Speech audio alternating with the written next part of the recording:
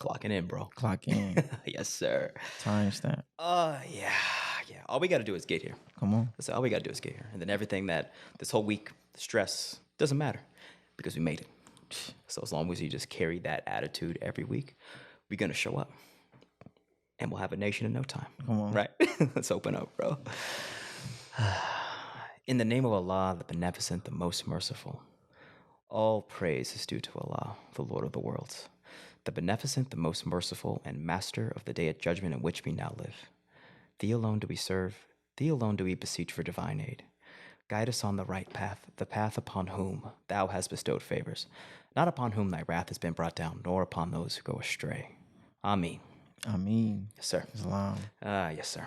Yeah, so we made it. We made it. We made it. Yeah. No technical lapses. It's like no excuses, man. It's like No technical lapses. nah, No retrogrades. Nothing. No full moons. nah. You know what I'm saying? Nothing gonna stop us. Is anything in retrograde right now? I believe Pluto is. Okay. Does that mean anything? It means.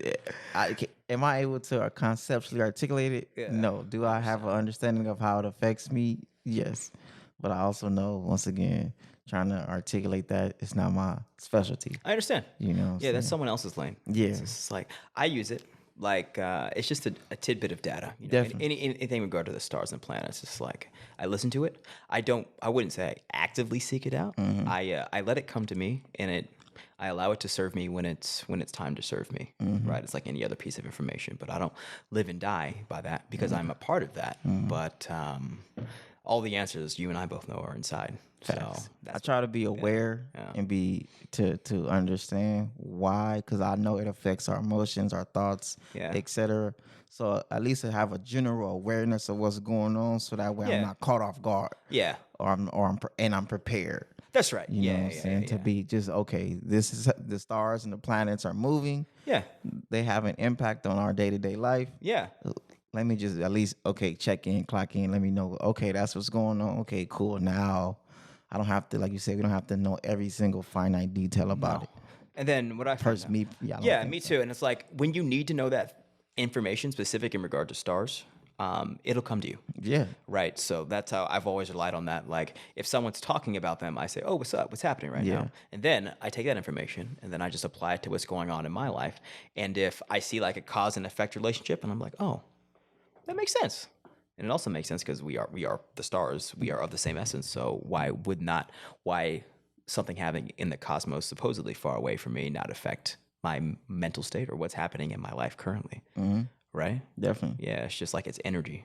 You know, just As like, above, so below. that's right, man. So yeah. So who's to say you're not the one shifting the stars? yeah, that's real. Come That is on. real.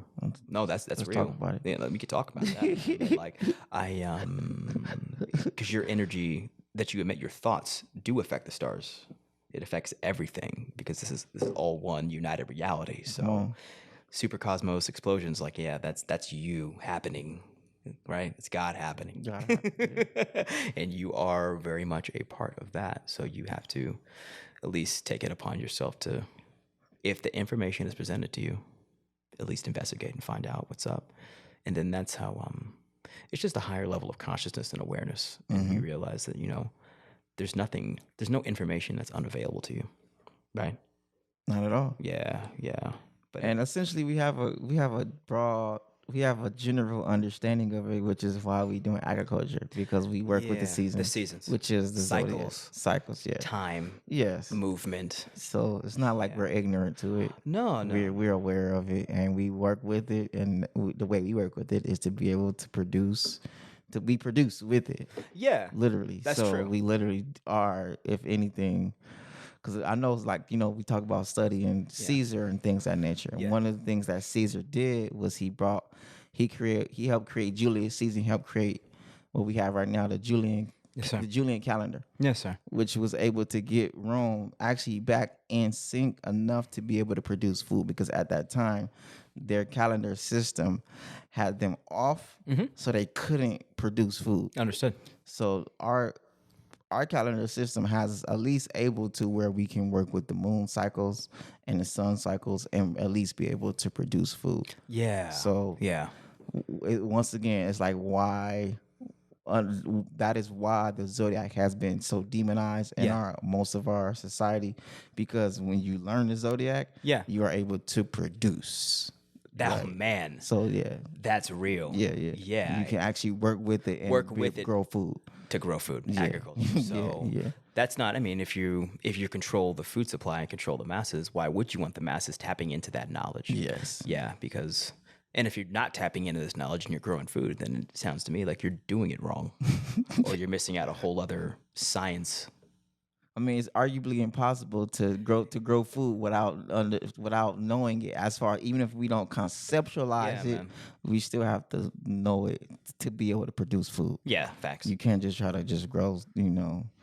Tomatoes don't grow in the winter. No, sir. They don't. No, sir. Nowhere. No, sir. You know what I'm saying? That is facts. Yeah. So did the Julius's calendar that it added 2 months? Do you know? Yeah. So what he did was he took different names of older, and the name July comes from Julian. Yes, sir. So what he did was he just was able to shift it, and that's how right now we have like leap years and little things like that. Yeah. Where he just added little things to it and made small edits with him, and of course he brought people from Kemet, Temu. That's his own record.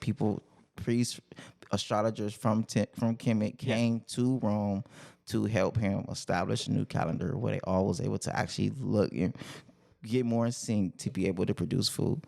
Understood. And then later on, his nephew Octavius, who later changed his name to Augustus. Yes, sir. Is how we have, because they added those. August was been added. Okay, you get understood. what I'm saying? July has been added. Understood.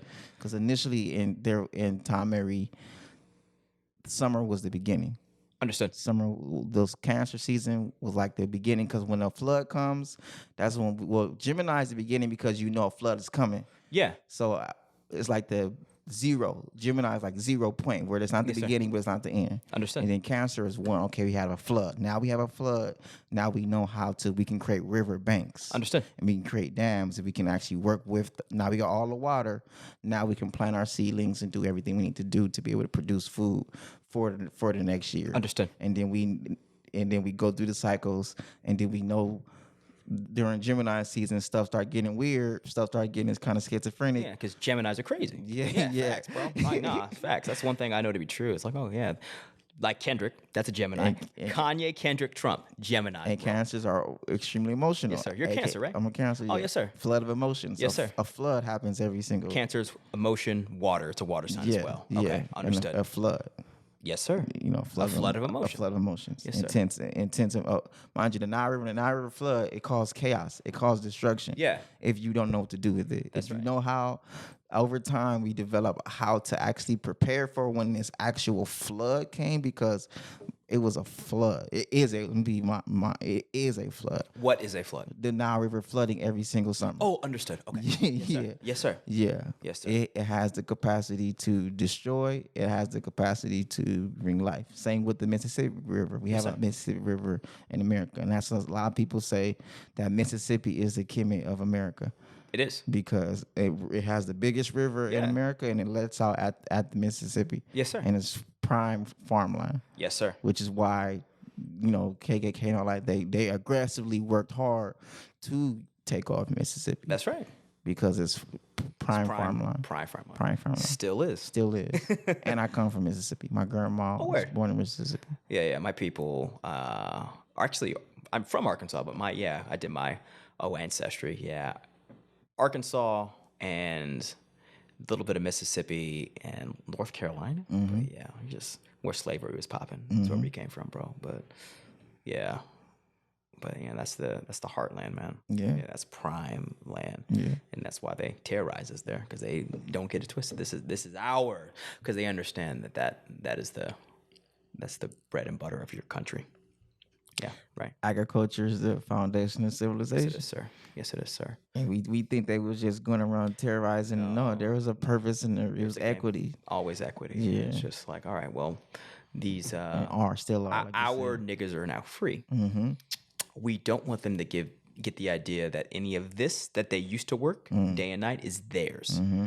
But we still want them to work it for us in a different form of slavery. But we have to get in their mind thinking don't you ever get to thinking that any of this land, this very fertile soil, is yours. So our recalcitrance and fear of the land is largely due to actual terrorism, which was post-slavery, and then slavery, trauma from slavery. Yeah, so definitely. it's still ongoing. Where I wish I had, maybe next time we'll have specific examples of how modern day black farmers are kicked off the land and terrorized and just getting in bad business arrangements because they are not messing with black farmers in this country for that very reason. Yeah, they do not want us to go back to the land. So, but regardless, It can't stop us all. it can't. No, there's no excuses. So it's just, we've also had this conversation. It's like, it's not just about acquiring land. It's about securing what you acquire once you get it. Yeah. So that's where, And producing. being an effective farmer, and also securing what you have. So take for it. People always mention this because it's, I shouldn't say it's trendy, but the Tulsa riots, where we had our own community. Yeah. Right. And they burned it down. And Yeah. I was like, all right, well, my take home was that I don't get in my feelings about that. I'm like, all right, well, they're willing to use the military to destroy anything you've built. So how are you going to prevent that from happening again? Yeah. Right. So that comes down to actually, having your own military to secure whatever it is that you have. But then it also comes to having alliances with people in administration in your local area to build some sort of administrative protection of overhead. So we're like, okay, you ain't gonna come for us because there are gonna be serious consequences, and then also we have physical deterrence to prevent you from doing that. But long story short, like, when I hear stuff like that, I'm always asking myself, okay, well, if you want to go back to Tulsa, where we had our own community and it was successful, extremely successful. Yeah, they was balling. It's self-sufficient. Tulsa they were balling in Tulsa. They were balling, bro. It was a lot of the white people came back from the war. Yeah. Imagine coming back from war and seeing, like, bro, Wakanda. Yeah, for real. Like, bro, it's skyscrapers, it's movie theaters, everybody's good. Yeah, they're good, bro. Everybody's good. And think about this. They come back and they see us in a position of, like, autonomy. And like, oh, they don't need us? And it's nice? It's too much, bro. It's too much. Arguably, it could be nicer than what they had. Poor white trash. Like, bro, I understand. Nah. But that mentality, it hasn't And that was also state and government sanctioned. Like you said, that was terrorism. Yeah, sure. Bombs was dropped. You know what I'm saying? Yeah. Understood. But, like, it's that mindset. It's still, the mindset hasn't gone anywhere. It's just they haven't had to use that extreme force because we haven't done anything, that organized since then. Really, like, we have cities, but it's still the hood. It's not, elevated in to that level. Yeah. So that's where we're going to go, and we're going there. But it's like, you have to keep top of mind is that mentality, the mentality that burned, Tulsa to the ground and bombed Tulsa, is still prevalent in the ruling class of this country, and not just the ruling class, but the overseer class, where the people who actually don't own anything, they maintain the managers. The managers, the overseers. So the ones that didn't own the plantation but worked the plantation and put in that work to keep us in our place on the plantation. That's the middle management, white America, right? So, and my grandma's from around my grandma on my father's side. She's from Oklahoma. Yes, sir. Born on a reservation, and she's familiar with Tulsa and everything. Oh, word. Yeah. So, a lot of us, like you said, coming from Arkansas, coming from Mississippi, a lot of us came from over there, and then especially like the Trail of Tears, things of that nature, where they made us leave those environments, and then we came to California. People stumbled upon California and said, "All right, let me just pop out, see what's up with this California thing." Yeah, that's so a lot of people just came to California to try to get away from racism. Yeah, only to find more racism. Yeah, they might not have been so. At certain capacities, at certain degrees. Not as naked as it was in Oklahoma, Arkansas, in the South. Mississippi. It's not like KKKs just burning crosses in front of your doors every day, but it was definitely, shit wasn't sweet in Cali. No. And it's just how it manifests is like, you can't go here, you can't do that. That's what it is. We don't need a burning cross to tell you that. It's just we have laws and we have cultures and we have an unwritten code of silence about how we're going to treat you and how we're not going to allow you to go past where we set you in the stratosphere. Like you're at the bottom, you're going to stay in the bottom no matter what part of the country you get here. Yeah. And we're talking about this. I'm talking about this objectively. Like I don't get in my feelings when I'm talking about this. Like even though I have, feelings from when I grew up in Arkansas and had to face like the nastiness, but it's just like I see it for what it is, and that allows me to make the best objective strategic decisions just for myself, ourselves, our families, just to be like, okay, how do we operate in this environment, right? Yeah. And so it's all about, I mean, the theme we keep talking about is going back to the land, agriculture, and acquiring, but with that comes the requisite knowledge you need to get to work the land, and then next part of that is security, right? And then distribution of goods and resources and trading. But these are all just the fundamental building blocks of a nation. This is the Ascension Podcast with Adam X. By the way. In case y'all forgot. In case you forgot, we're here. Adam X and Temu. You say your name, brother. Temu Asyr Martin Bay. Yes, sir. Yeah. Because that's really that's the plan, bro. Yeah. Say that plan again. You said at land. Yeah. Land acquisition. Land acquisition. Having, acquiring fiat to purchase land acquisition, building that land, working with other people who have acquired land, then bringing a product to market within your own community. Yeah. And then having enough product and enough quality product to bring to the market at large that you can trade with your community and then communities within your own nation and then other nations in this global environment, because we are in a global economy. Definitely. So you build those capacities, and then next, probably during this process, you secure it. So that's not even, you don't even need weapons for that. You just need organized bodies and lawyers specifically. Lawyers. Let's be real. Like it's not even about guns anymore. Like it's all about knowing the law. Right, and how to finesse the law, so that way people know that when they come to you, there's going to be serious legal ramifications. Like we're going to take your business, reciprocity. We're going to take your corporation. We're going to take your business, and then if we catch you on the property, you're going to catch that work. But you're not going to really do that because it won't work. And you just got to get people knowing that there's consequences for coming for us, right? So, but that takes lawyers, that takes teams, and that takes people with certain skill sets to secure what you've built.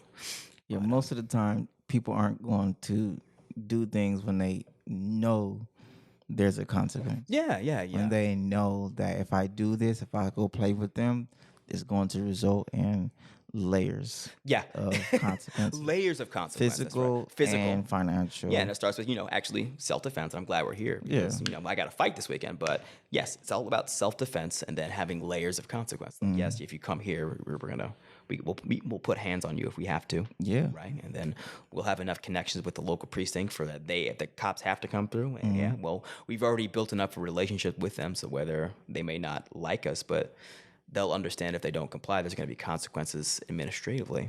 And then, after that layer, then it's lawsuits. Facts. And like I was talking about before, like that is the reason I do wear my pins. Yes, sir. Is for that reason, for social credit, to show if you mess with me, there will be consequences. That's right. If you shoot me dead in the street, there will be consequences. Yes, sir. Let me be very clear. Yes, sir. You know what I'm saying? Well, I mean, but the people listening to this can't see your pen, so what are you rocking? I got my pen that I got from the mayor of Compton. Yes, sir. And I have 2 pens from the Grand Sheep of the Moorish Science Temple. Yes, sir. That I wear all the time. Yes, sir. Let the record show. You know what I'm saying? Yeah. We tapped in, we connected, we plugged, and we have social credit. That's right. Which means that even if all the general public and every single person, I'm not famous, but there is a general awareness. That's right. Of me and the things I've done and things I do. Yeah. So with that comes like you said, consequences, There's consequences for playing with me. Yeah, that's right, and that's you on an individual level. And we talked earlier about how the black man at large. Yeah. People think they could come for us. Yeah. and that's a problem. And we represent, we do, I've had those conversations as well, because I know I represent us. Yes, right. I know I don't only represent myself. That's right. I know I represent an entire cultural narrative of people. The decisions and the behavior, the way I conduct myself can either save another black man's life, or it can be harmful to another black man's life, just from how I carry myself. That's right. I know that. Yeah. People can see me, and then they can actually be more objective of how they treat black people, which could completely alter many other black people's lives. That's right. Yeah, and it's a response. Like I said, black men predominantly. Yeah, black men. It's just like people think they could come forward without consequence because they see police doing that, and they're like, oh, okay, well, what y'all gonna do? and also I do my best for people to operate that with Moorish men as well, because there is a stigma. There is people, a lot of the people who just like are outside looking in when people say they're Moors and things of that nature. It's like, y'all think y'all better, or y'all weird, or y'all just like. I think it's weird. Yeah. Why you wearing that weird fez? Yeah, why y'all talk like that? Why and it's like, sit down and have a conversation. Yeah. Understand why we have chose to identify ourselves as these things, and why we choose to tap into these vibrations, and why we say these things, because we're saying affirmations. There's a science to why we're saying and what we're doing. It's not just it's not just happenstance while we say these things and wear these colors and do these things. So what do more say? Like Islam. Oh yeah, and like Allah, you know what I'm saying? And we have a prayer, and we wear fez, and old time religion, and just certain like key more words. Yeah. Where even me first coming in, I was like, man, y'all weird. But then as I mature, it definitely helped me to mature. Yeah. And to develop and to say, okay, there's a science to this. This is called the Moorish Science Temple for a reason. That's right. Right. Yeah. Right. And even if everybody doesn't know the science, it doesn't take away from the science. No. So even the science is just learning, the science of self, the science of understanding how you work, the science of lower self, higher self. That's right. The science of communication, enunciation. So but I guarantee, and I haven't been in a temple yet. Yeah. But when you walk in, you feel the mathematics. You may not be able to, when you first walk in, you don't understand it, but you feel the weight of it, and you realize there's something there. Yeah. And then that's how it was me. Yeah. When I first went into a temple meeting, it was like, oh, okay, I'm where I feel like I'm where I need to be. Me personally. Exactly. And then you and I walked into a mosque meeting. Felt the same way. I was like, I don't understand the mathematics of why. I was like, yo, why are these niggas so serious? And there's because it's we now. It's like we're serious because the time requires, discipline and steadfastness. This is not a joke. We're building a nation. You felt Allah. You really felt Allah. Really, that's what it is. And you felt that shift of like, okay, this is Allah. Yeah. This is a black man's God. You know what I'm saying? Exactly. And it was also discipline and peace, and it was felt like home, but I also felt like I can't get away with any of the stuff that I would get away in this world with. I was like, there's consequences here. You said some keywords. Said discipline and peace. You felt amen. I felt amen. You felt amen. Yeah. And amen is present. Amen is science. Yes, sir. People think amen is I'm praying to the sun. No, amen is not praying to the sun God. No, sir. Amen is discipline and peace. Discipline and peace. like you felt it. You felt amen immediately, bro. And luckily, I had enough knowledge. My homework before walking to any mosque meeting was I read the Quran and read Message of the Black Man. So I'm like, oh, okay, there's something here. So you know what time it was. Yeah, I knew what time it was, but I needed external confirmation. And as soon as I walked in, I was like, oh, this is real. This is real. This is not a joke.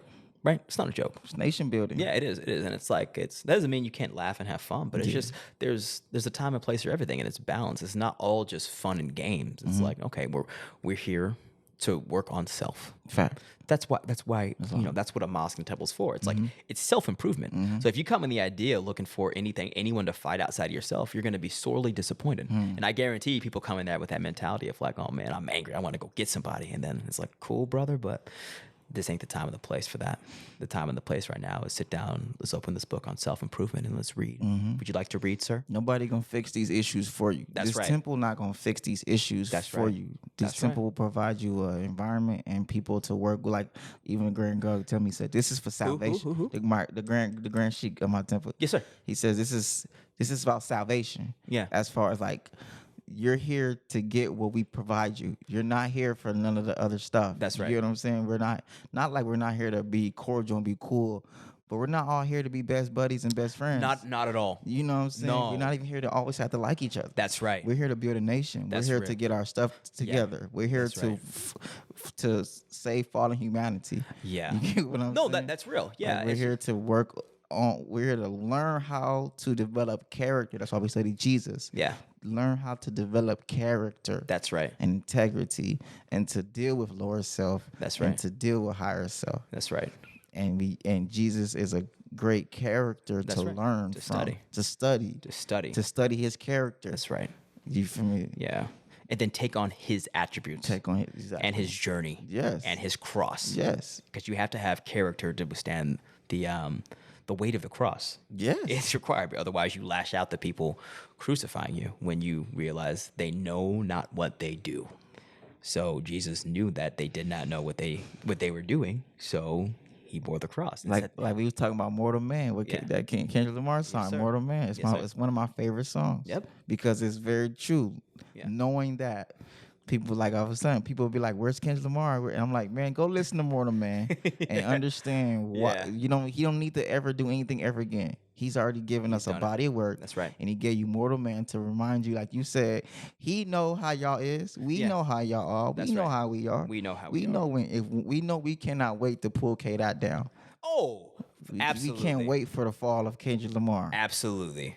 Yeah. Subconsciously, we can't wait for the fall. That's real. So because that cross is real. Yeah, cross is real, and because he is a shining light. Man, his albums are nothing but light to his people, and so people, they like that. But then there's what that light does. It shines a light upon what they're doing. He won a Pulitzer Prize, bro. Yeah, that's no joke. Like that, work.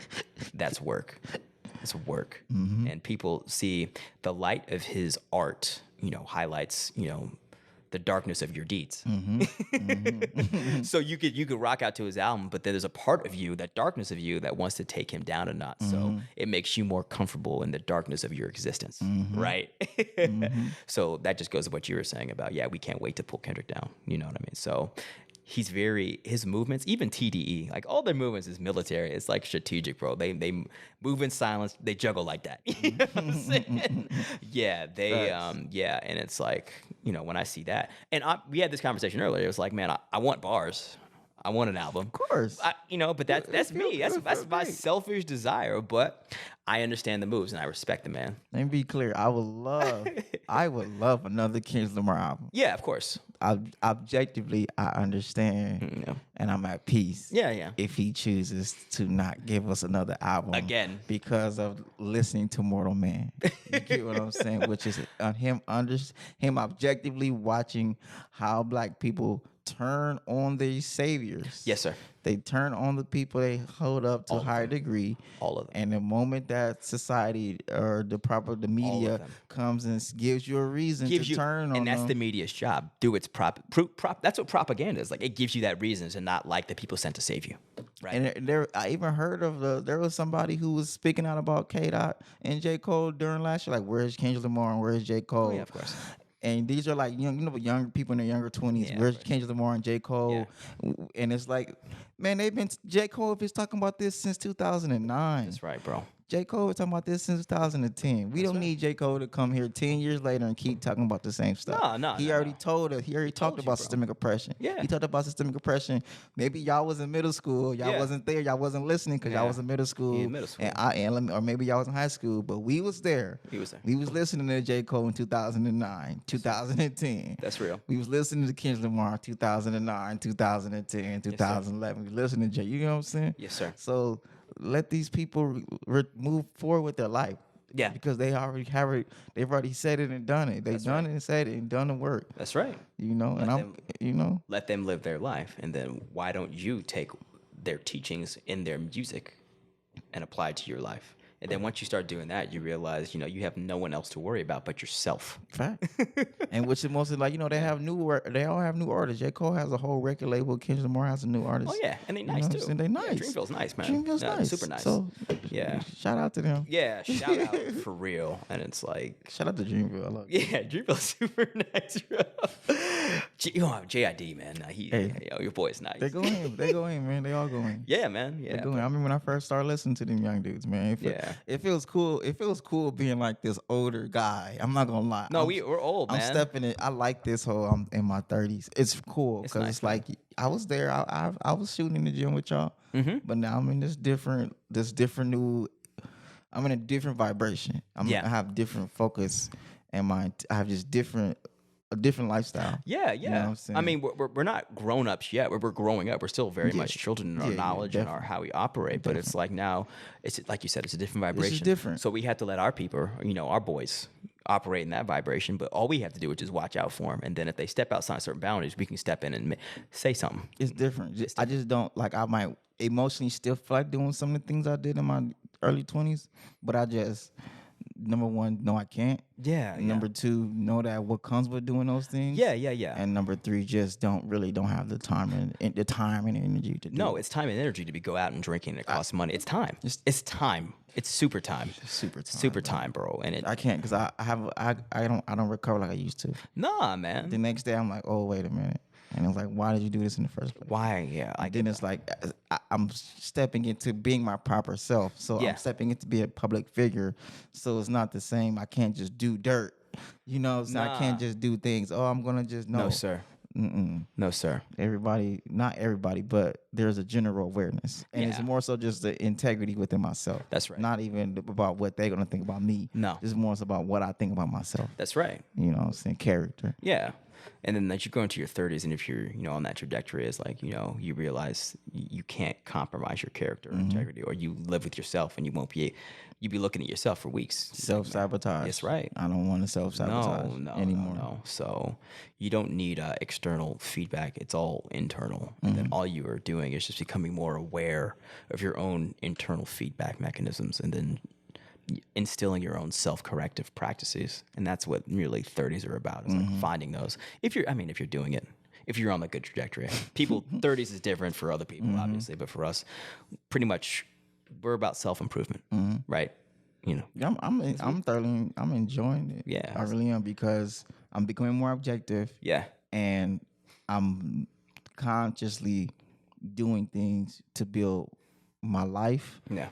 And not just do things that look cool and feel cool, and I'm okay with doing things that don't look cool, and don't feel cool, and that people around may be like, "You're weird," and then because I'm playing long game I'm playing long game, in my now, the things I'm building now are for when I'm 50, 60, 70, That's and real. for if I do have children, grandchildren, or right now for my niece and nephew, for my culture, for just I'm putting things in place for the entire next generation together. Putting it down right now. Right now. And then what that means is you have to be comfortable not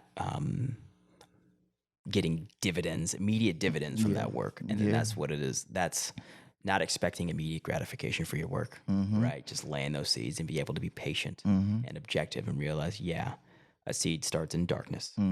No one sees the work until it sprouts. So you have to be willing to wait it out and be patient. And so this is where character, like Jesus, comes in. You got to be waiting to wait it out until they understand. Yeah, and everything is. I don't like, even like how we learned from BW, like with the stock market. Like BW, I don't do the cute stocks. I'm doing the NASDAQ. You know what I'm saying? The SP, SP 500. Yeah. The Dow. Like the simple, basic. Yeah. Nothing flashy. Nothing extra. I'm just happening with the simple things. Indexes. Yeah. And I'm making profit from just doing the simple things. Yeah. Not trying to tap in with everything going on and all these. I don't know. Yeah. You're not investing with your emotions, or you're not trading with your emotions. Nah. Like it doesn't work. You might get lucky once or twice, but at the end of the day, you're going to lose everything you gain. And I'm speaking from experience. Yeah. Where I've got a lot of money trading on my emotions, my feelings, and then got in my ego and lost the money I made. And here we are. And it happens to 90% of the traders, which is why one thing the imperative thing is to like they advocate for is to read these books, you know, about like traders and develop the psychology. That's right. And then before you do anything, create a plan. Yeah. And then actually do the creed. You know what I'm saying? Yeah. And because the creed isn't about doing I might do things and then I stop and do my creed. You know what I'm saying? Yeah. Or I might be about to do something. Yeah. And then I'll stop and do my creed. Because it's more like just the continuous psychology of self-awareness. Yeah. Which is what I thoroughly enjoy when I'm learning from trading. Yeah. It's like continuous self-awareness. That's right. And then being okay with being wrong. That's right. And then being okay with this was a mistake. That's right. And then being okay with taking profits. That's right. Which is still hard because I'm difficult. Like, I can make more. I can always make more. I can make more. On the converse, on the losing side, is like, oh, it'll come back. It'll come back. Yeah. So it goes on both sides. And it doesn't. It never does. It never does, man. And then it's gone already. Let it go. Let it go. Cut your losses. Cut your losses. And that's why don't we cut losses in investments or trading or in relationships? You're emotionally attached. Feeling your hope. Yeah, feeling hope, and you're emotionally attached to whatever. Yeah. You're emotionally attached to your decisions. Yeah. Right. So. And you don't want to be wrong. So. And you don't want to be embarrassed with yourself for saying I shouldn't have did what I just did. Yeah. As opposed to like, okay, I did what I did. Yeah. It wasn't the best decision. Yeah. Let me monitor my susceptibility to making errors. That's right. Yeah. You know what I'm saying? Pull it back. Yeah. So with objectivity, it comes there's detachment, right? Detachment. So let's define detachment. Come on. Detachment. The Godcast. Yes, sir. On the Godcast, we are defining detachment.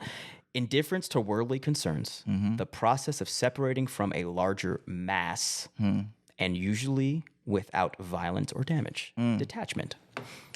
Yeah. So that was real. Like when because we talk a lot about objectivity, and then I just thought of the world, like how implementing objectivity in my life and how that leads to just a feeling of detachment, which it doesn't mean that you don't care about things. It just means that you don't let the rises and falls of the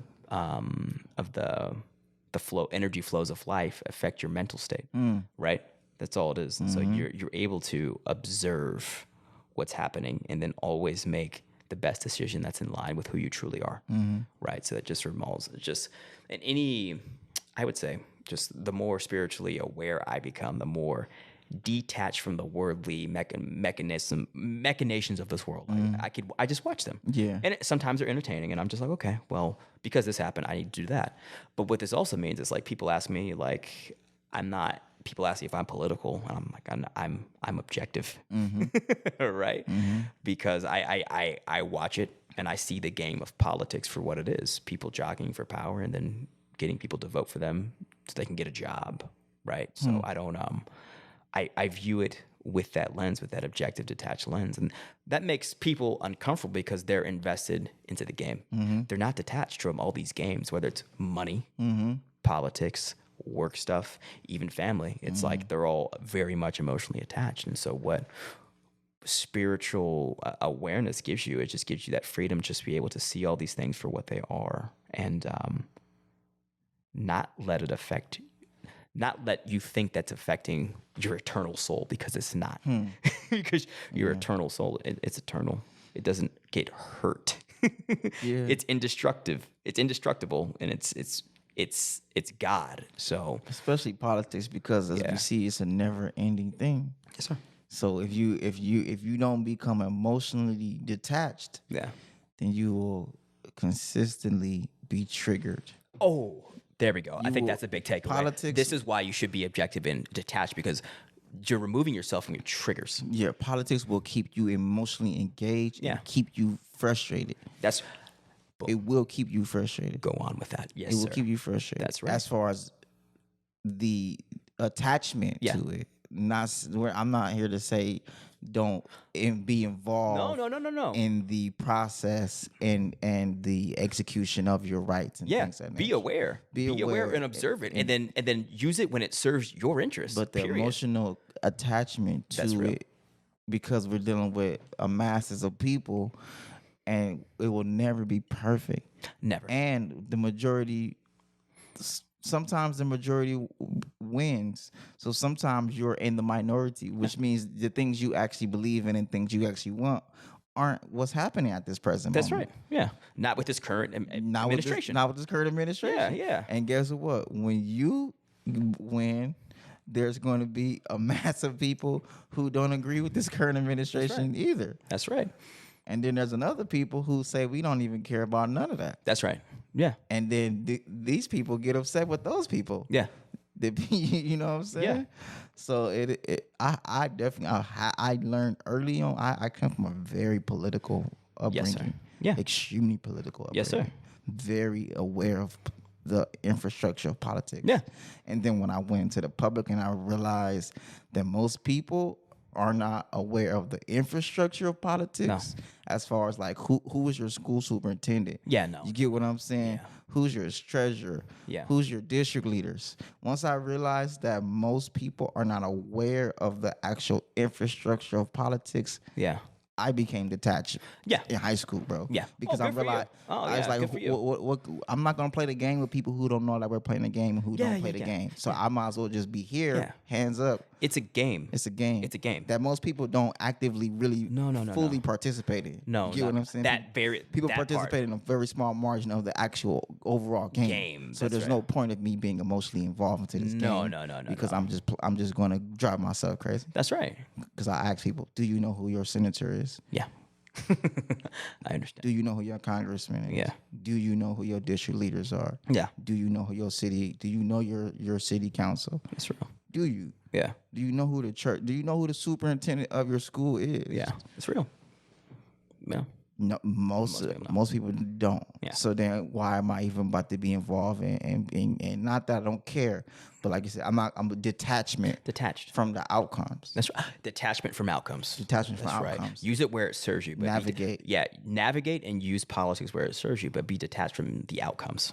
And that's a tall order for, I would say, most people, because it's just where the media is always feeding you these narratives of like, these are the good guys and the bad guys, and you got to ride with these 10. It's sports. If you attach it, literally sports and it's gang banging. It's definitely gang banging. Sports, definitely sports, wrestling, and gang banging. And like I said, these are all the same things that keep us frustrated, triggered on a lower vibration. Yeah, there we go. Confused, mad at each other, That's right. chaotic, harbor negative emotions. Yeah. Literally red and blue. Literally, you are this and I'm a those. People identify themselves by their political belief systems. Yeah. So I used to do that. which is ride or die. Yeah, man. and those most of our major political belief systems are under one religious belief system. Yes. So Judeo-Christian, like yes. Okay. Yes. So sir. Make it sure. it's layers of politics. You get what I'm saying? It's very much it's so. a layer of politics. Yeah. And so it's a slippery slope because it's a hamster wheel on a hamster wheel.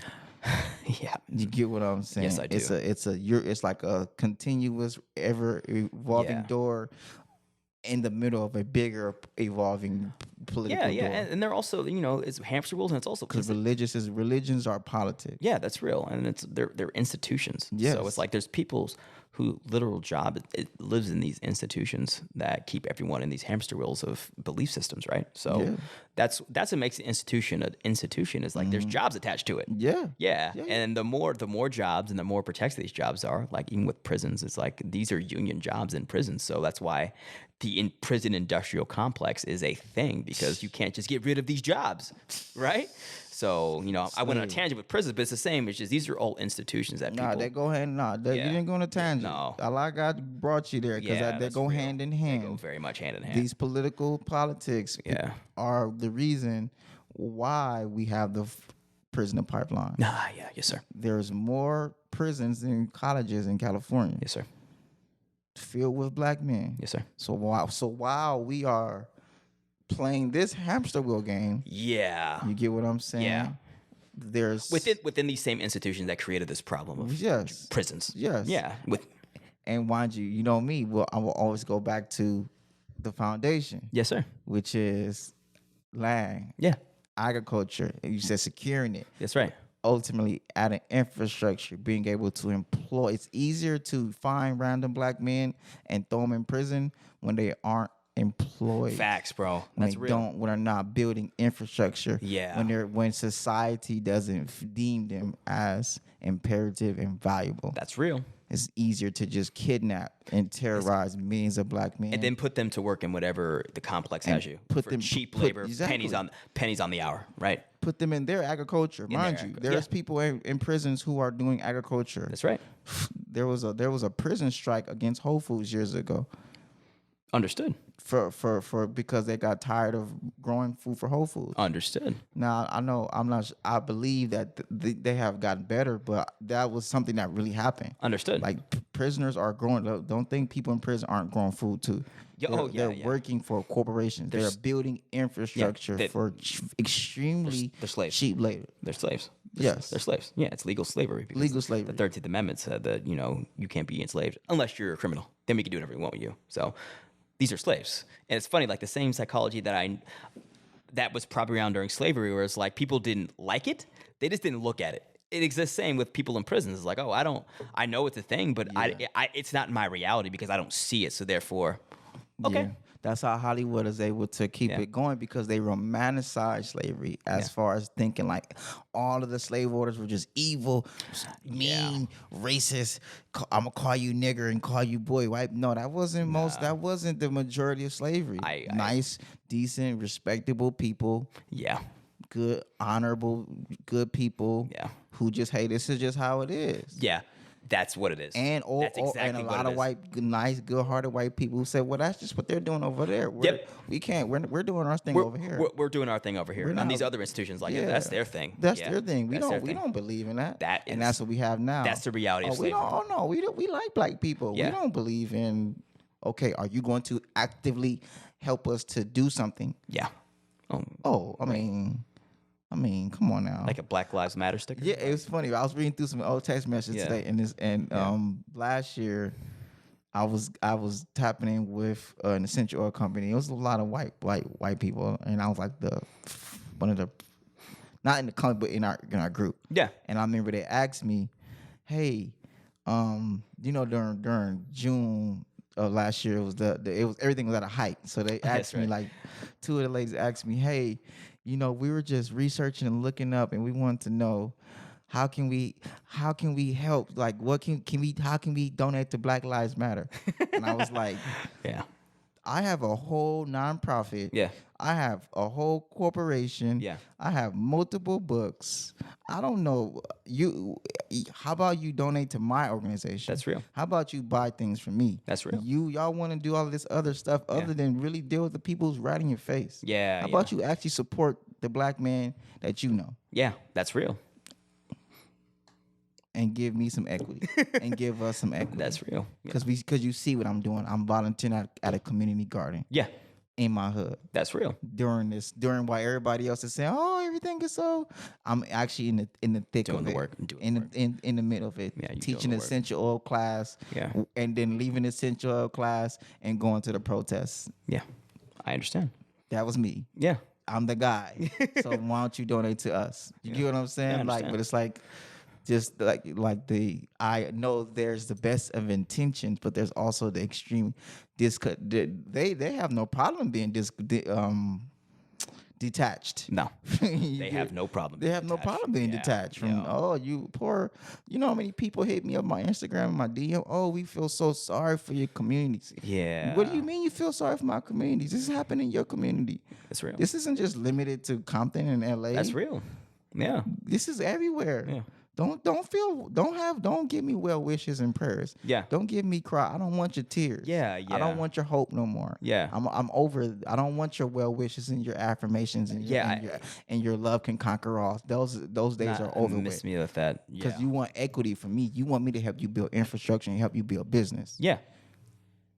Right. That's right. They want us to they want to reap the benefits of working with us. That's right. Financially, equity wise. That's right. But yet don't want to consciously direct equity into what we got going on. No, absolutely not. Intentionally direct equity. No, because they don't want equity. They don't want Instagram share is not equity. I'm sorry. No, it's not. It's not equity. Yeah, but they don't want parity. They don't want a level playing field. But like they don't want that because we know what happened if that was to happen. Exactly. Yeah. you wouldn't have all these things that you have. That's right. You wouldn't have all these. You wouldn't be able to hoard the wealth. That's right. That's right. Whether you intentionally are hoarding the wealth or not, it doesn't make you not hoard the wealth. That's right. And the way you're able to hoard the wealth is because we have police systems and we have an army that protects you. That's right. Right? On a small scale, we have a police system. That's what they're for. Which protects you That's what they're from us and enables you to hoard the wealth. That's right. And on a large scale, we have the most funded military on the planet. Most technically proficient and trained military on the planet to protect the financial elite of this country. Yeah, that's what it's for. For the most part. That's what it's for. Especially traveling and being objective. When you travel, you're going to be objective. That's right. Because I mind you, love Hawaii, but I had to accept my privilege. I had to accept the army in Hawaii is here to protect me from the locals. Yeah, man. That's real. Yeah. And I had to sit with that. I had to sit with my own quote unquote privilege. Yeah. And my own American privilege and my own understanding, as much as, like you said, objectively, yeah, we got here, but how does it benefit real people and how does it impact real people? And I saw how it impacted real people. Yeah. Because it's Native Hawaiians. Yeah. Because we unlawfully occupy that. Oh yeah, yes sir. You know? Yeah. And especially with COVID, we've seen what if you get people, and mind you, even going to Belize, you know, and just seeing how when you get people to work on, when people consistently work for tourism, that is an infrastructure that isn't theirs. That's right. And it's not beneficial. It's an economy that isn't built on actual infrastructure. No, sir. It's an economy that's built on indentured servitude. That's real. And it's a good observation. I've seen it in Hawaii. I've seen it in Belize. I've seen it. It's an industry that serves the tourists. Like it's for the. And who are the majority of tourists? Caucasians and Asians. Yeah. And then when we black people do go to these places, how do we conduct ourselves? Yeah. The same way as the white people and as the Asians. Myself included. We don't conduct ourselves as, hey, bro, I'm here with you. I'm tapping. No, yeah, that's right. And even when I would say things like that, they would feel offended. So I had to check my own privilege too. Yeah. Because they'd be like, no, bro, you might mean well, but you don't. You're not here with us, bro. You're here to visit. Like me, like I said, I lived in Diamond Head. Yeah. Which is essentially like the Manhattan Beach of Oahu. Oh, and it's like, bro, you're not in a fight with it. You're not in the thick of it with us, bro. Stop. Understood. Stop it, bro. You're not coming, you know, you might mean, well, yeah, that's all cool. You're Native American, you're Moorish, and that's all cool, bro. But you can go back home. And I'm like, bro, I come from Compton. Yeah. And it was like, okay, there was a sense of like commonality. Yeah. But it was still a level of like, you are privileged. And I had to accept that too. Yeah, man. I am privileged. Yeah. I am sheltered. That's right. You know what I'm saying? So I'm objective with what it comes to be this California, LA American person because it comes with a lot of good. It comes with good, bro. It comes with a lot of good. Yeah, we're Americans at the end of the day. Like we carry the weight of the American empire with us and those benefits, and they're quite immense. They're quite immense. They are immense. So, but also with that, going back to what is the foundation of that? Yeah. Which is why I stress it because, like, hey, we can be. A lot of us black people are so like we hate America, and it's like, well, what are you gonna do here? Yeah. Why are you here then? That's a good What question. are we gonna do? Are we gonna? I'm not ashamed to be an American. Not at all. So I want to be an American. I want to understand how this infrastructure works. That's real. How this economy works. That's what real. it means to be an American. Yep. And how do we actually tap into what's really going on. While we are afforded the luxury and privilege of being American and having all those benefits. So being objectively, it's like extreme benefits. And extreme benefits. And being objective, it allows you to be like, okay, well, how do I take advantage of the situation while I've got it? Right. And how do we work to restore harmony and balance? That's right. How do we figure out how to right the wrongs that have been done? Yeah. How do we do that? And mind you, like you said, big crosses to bear. Yeah, huge crosses to bear. Crosses to on bear. one side, you're trying to go for reciprocity and justice. The other side, you're trying to reap the benefits of a system that was built on your back. So Right? Right. Yeah. So And the system also and also a landmass yeah. that I know that I was born into and comes with the wealth and abundance. That's right. Because the system built on the landmass is two separate things. That's what I'm saying. Like, I was born an American, so it is my birthright to tap into the landmass. That's real. To the land, Yeah. to the weather, to the earth, to the minerals, to the agriculture. That is my birthright. That's right. Now, the system that we built on this landmass that we were enslaved into is its own individual thing that we need to learn and understand to be able to reform or break down or whatever it is we're going to do, while also emotionally detaching ourselves from the outcomes. That's real. Yes, sir. That's real. No, that's the path. And then God cast for yeah, y'all. no, for real, for real, because man. we have to play on all we operate on all these multiple levels, planes, man. All levels. That's right. Spiritual, physical, outside of time, space, and reality. We operate on so many planes constantly, simultaneously. We are ambassadors. We are representatives anywhere, everywhere we go. And if we don't like it, it doesn't change it. I can't change being an American. I can't un-American. Even if I go anywhere else and swear my allegiance and become another nationality, I still talk like I'm from LA. I still conduct myself like I'm from LA. That's real. You get what I'm saying? Yeah. I still have this LA energy. I still have the soul is still here. That's real. So what I do with that? And how do I maximize and operate it and access everything that really comes with it? Yeah. And to me, what we adamantly communicate is getting this foundation, agriculture. That's right. You know what I'm saying? It's our birthright. It's our as birthright. American. Like, you don't realize, you're too busy complaining about America to not really tap into what's available to you if you do your own homework. And then are willing to, deal with the feedback that's going to come from people who say you're stepping out of your lane. But no, I'm not, because I'm an American and I'm entitled to this. This is mine. And also, I'm an American, and objectively speaking, my people were enslaved, and there has been literally no restorative justice to remedy that evil, period. Facts. And then when it comes to, like we said, perfect topic, when we're talking about reparations, it's like, yeah, you when it comes to that topic, it's we talk that it's imperative to have that land acquisition conversation, right? But also it's why there also has to be a threat of non-compliance, right? So like you could say, like, I want Texas or I want all this stuff, but what's going to happen if they say no, which is what they're going to do, unless there's something that there has to be an economic consequence for making that move or making that proposition or saying this is what needs to happen. So I just, my point is like, you've got to be strategic and objective and detached from all your movements, and then be removed and detached from the outcome, because they're not just going to give you what you want because you asked for it. They're going to give you what you want because you demand it, and it's going to cost them more to say no to you. And some of the things we think we want, we might be wrong. Like what? I don't know. That's the point. You get what I'm saying? We don't know. We don't know. We have to remain objective and continue to stay self-aware. That's real. You get what I'm saying? Yeah. We might think we might get this. They might give us some land over here, and then we think it's good land, and then we find out it's not good land. Yeah. You know what I'm saying? There's an example I always think about. I seen a picture of Martin Luther King standing with like some people, some Rothschilds. Oh. So objectively, it's like, did he know or did he not know? Yeah. Sometimes I don't know if Martin Luther King knew what he admitted in his 30s. Hey, guess what?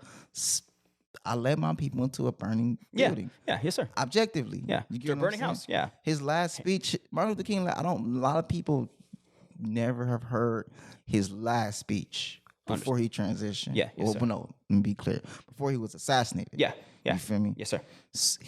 I encourage people to go listen to his last speech where he's talking about equity. Yeah. He's talking about us being here before any colonizer. That's right. And that this is our land. That's right. And that we do deserve equity, and equity has been distributed to every other culture but us. Yeah, that's real. Yes, sir. And that it is imperative for us to get equity. Yep. And mind you, not to trivialize or condense or misrepresent Martin Luther King, but just saying that these are things I have learned from how someone who had the best intentions and then found out the things he was doing may not have the best thing. Yeah. And I'm gonna stay like that within myself. Even El Hajj, Malik Shabazz, Malcolm X. Yeah. He got to a point where he realized some of the things I was saying and doing may not have been the best decisions. Yeah. You get what I'm saying? Right, wrong, or indifferent. That's right. And that's one of my, anybody know me, that's my phrase, but it's how I live my life. Yeah. Right, wrong, or indifferent. Yeah. Because we're not always going to be the good guys. We're not always going to know everything. But all we can do is continue to share information. That's real. And to continue to open up resources and access to information, knowledge, and equity. Yeah. You know, even if I don't get the equity myself, I want to bring awareness to the equity. Yeah. I want to show people what's available. That's real. So that way now we can continue to make conscious decisions like you was talking about. Yes, sir. You know, like just going over, looking at the funding, like I said last week, looking at the budgets, looking at the statistics, looking at what's really happening. Yes, sir.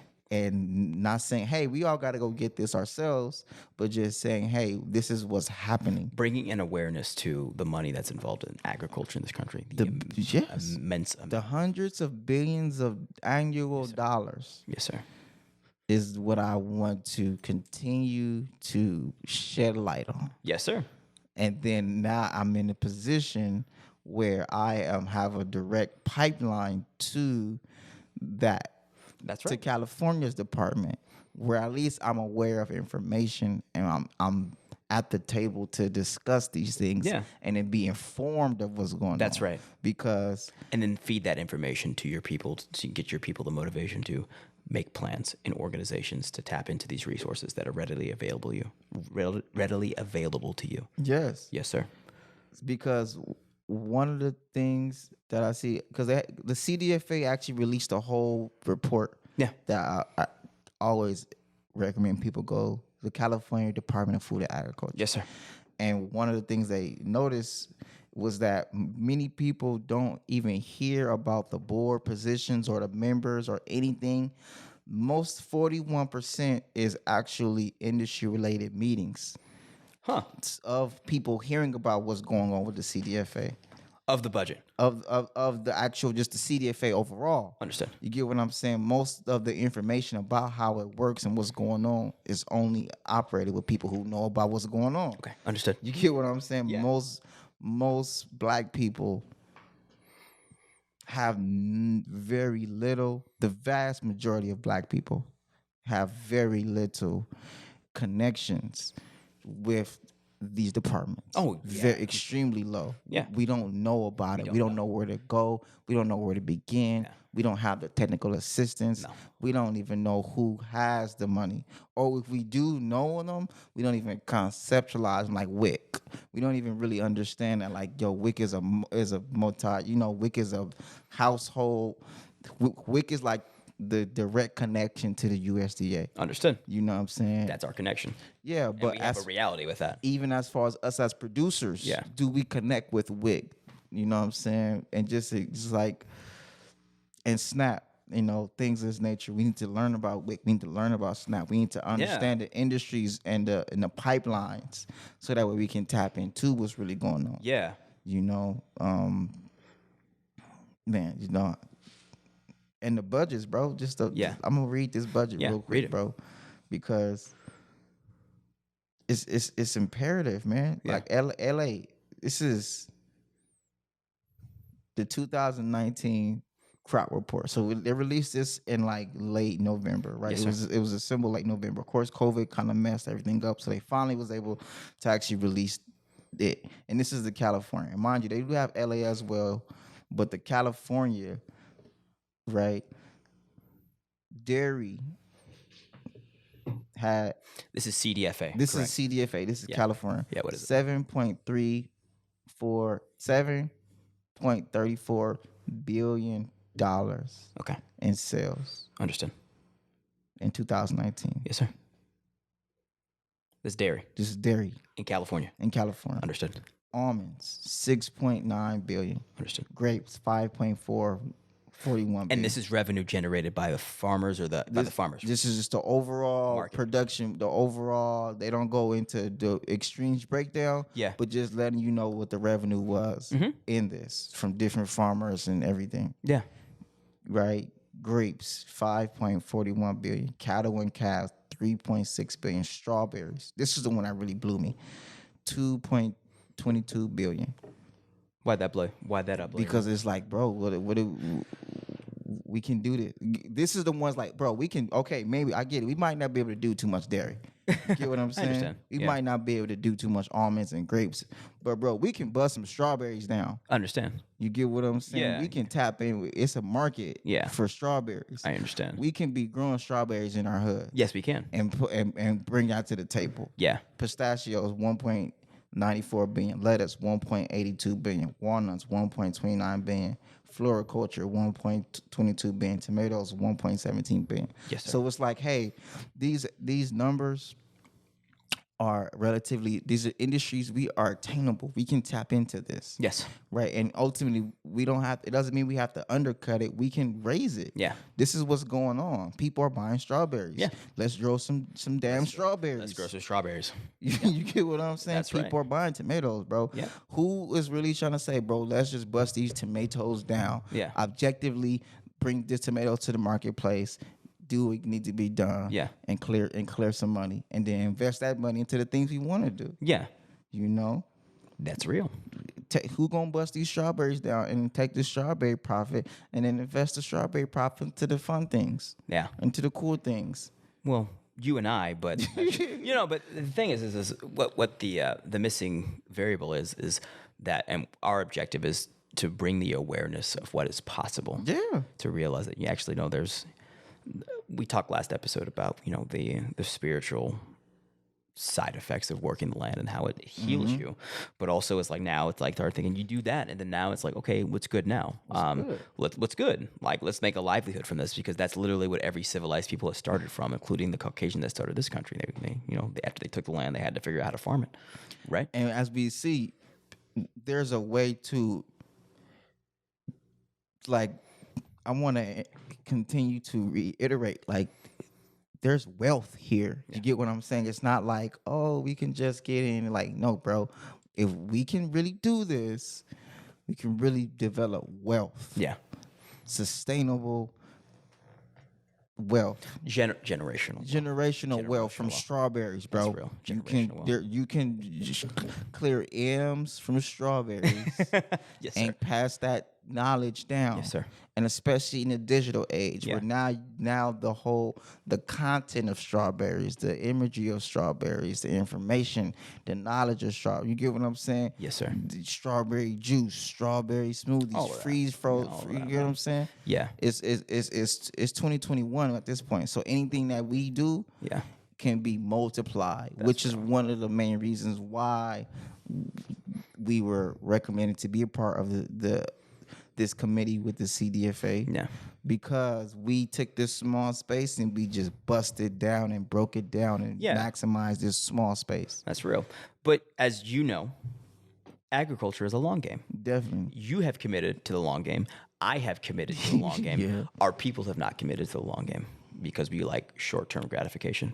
You know, we have that lotto ticket mentality, right? It's like, that's why, you know, you see us with scratches and lotto tickets, because it's instant gratification. You know the results of your labor immediately, and it gives you the false illusion of maybe this time it'll be it. And it's the same psychology of the political cycle, where you're always invested in these games. It's lotto, scratcher, politics, where it's like, maybe this time it'll work for me, right? Gang banging. Yeah, it's gang banging. Maybe this time it'll work for me. And like you said, NFL, it's the same. It's the thing. It's like at the end of an NFL game, whether you're playing or you're watching, you know whether you won or lost. It's immediate gratification. When you're talking long game, this is not even.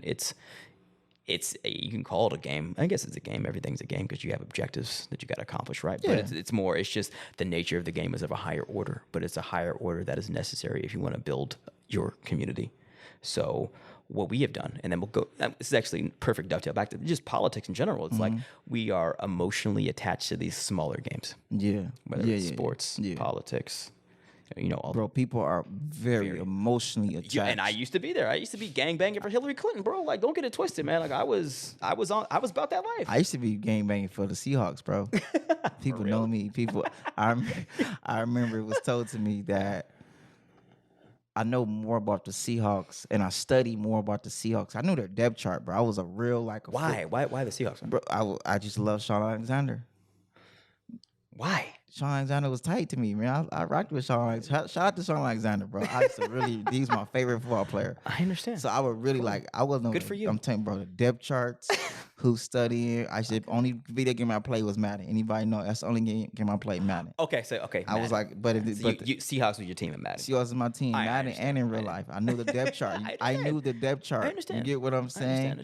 But then I realized usually most people bang for their hood. You know what I'm saying? Like, it's just, what right did you have to bang for a hood that's not yours, bro? That's all I'm saying. Right. Exactly.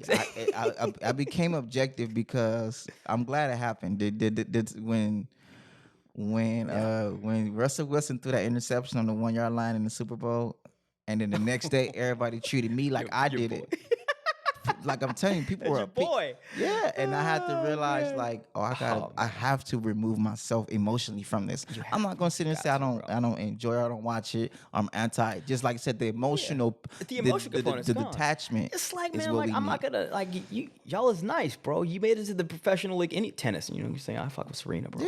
Yeah. Like, I respect the level of discipline it takes to get to that level. I'm just emotionally detached now, which makes it difficult to actually cheer for sports. I'm now. emotionally detached from these outcomes, because it's really about the outcomes. It's about the because outcomes, the outcomes are connected with our self-esteem. Yeah, exactly. And it's a science to it, which is why it's continually be so self-sustainable. Yeah. The NFL and they're self-sustainable at this point. Yes, they are, bro.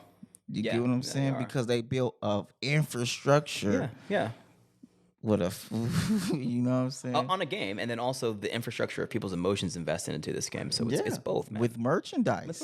Man. So I'm not gonna knock it. I'm not gonna knock the hustle, bro. And the merchandise makes you feel like you can be a part of it. And that's real. a slippery slope. It's cold-blooded, bro. And then you got donkeys and elephants for public. It's just the same thing. You feel like we're a part of this. This is my team. They represent me. We're the good guys. We're the good guys. We're the good guys. Y'all, how could you be at that? How could you be? You're a Republican, bro. You a what? Ugh. God. You believe in that? You voted for him? You voted for him? Voted for him. Or on the flip, you didn't vote for her? That's really what I've seen. It's like, you didn't vote? You didn't vote for her? You didn't vote? Her? Yeah. People it's like that. People were like, bro, you didn't vote for Obama? And I was like, no, I didn't vote for Obama. That's deep, bro. I understand. I voted for John McCain at 18 years old. And I have no shame saying it. Yes, sir. Yes, sir. Yes, sir. I didn't vote for the person who spent one term in Congress and spent his half a term in Senate running for presidency. I understand. After I wrote a book I read a book in 2005 that said Obama was going to be the first president. He's going to be the first black president before he even ran. And then you voted for McCain. No, do you hear what I said? All right, go on. I wrote a book. I read a book. Yeah. About how Obama was going to possibly be the first black president before he ran for president. That's when I knew it was all. Like I said, I've been in a very political. I grew up very political. I understand. So with that very high level of political awareness, I learned to be detached because I knew the average person around me is not that politically aware. No, sir. Because I grew up in a very conservative home. Yes, sir. In a very liberal environment. Yes, sir. So I was forced to be objective. Yeah, that's right. I was forced to, and my parents don't push their political views on us, but they always helped me to be self-aware and to think about things and not just agree with everybody because everybody's saying it. So, but even when me not agreeing with them, I was still in an environment where I was exposed to so much on in a conservative and then around so much liberal. So I learned so much. You get what I'm saying? You saw both sides. Had to. Which I would argue that is one of the main reasons why you were allowed that objective viewpoint, because you start seeing the same thing on both sides. Yes. Like, oh, y'all are just different teams. You're the same. Y'all saying the same things and have the same game, different teams, bro. Like you all in the stadium. Yeah, y'all both believe that each other is evil. Yeah, exactly. And wrong. Exactly. And y'all both believe that they are the problem. Yeah. While also both of you aren't objective. I watched the non-objectivity. Facts. And especially politics is probably the most non-objective, arena. Trump was definitely the most non-objective thing. Yes, Trump definitely showed. Oh man, that showed. He showed all of that stuff y'all be talking about, all of that faith-based, all that. Stop. Yeah. Please miss me with all of every last bit of all of that faith-based stuff you tried to ingrain into politics. Yeah. Please, now you're lying. Now you're lying. We see you're lying, and that's okay. Yeah. I'm not in opposition. Yeah, me neither.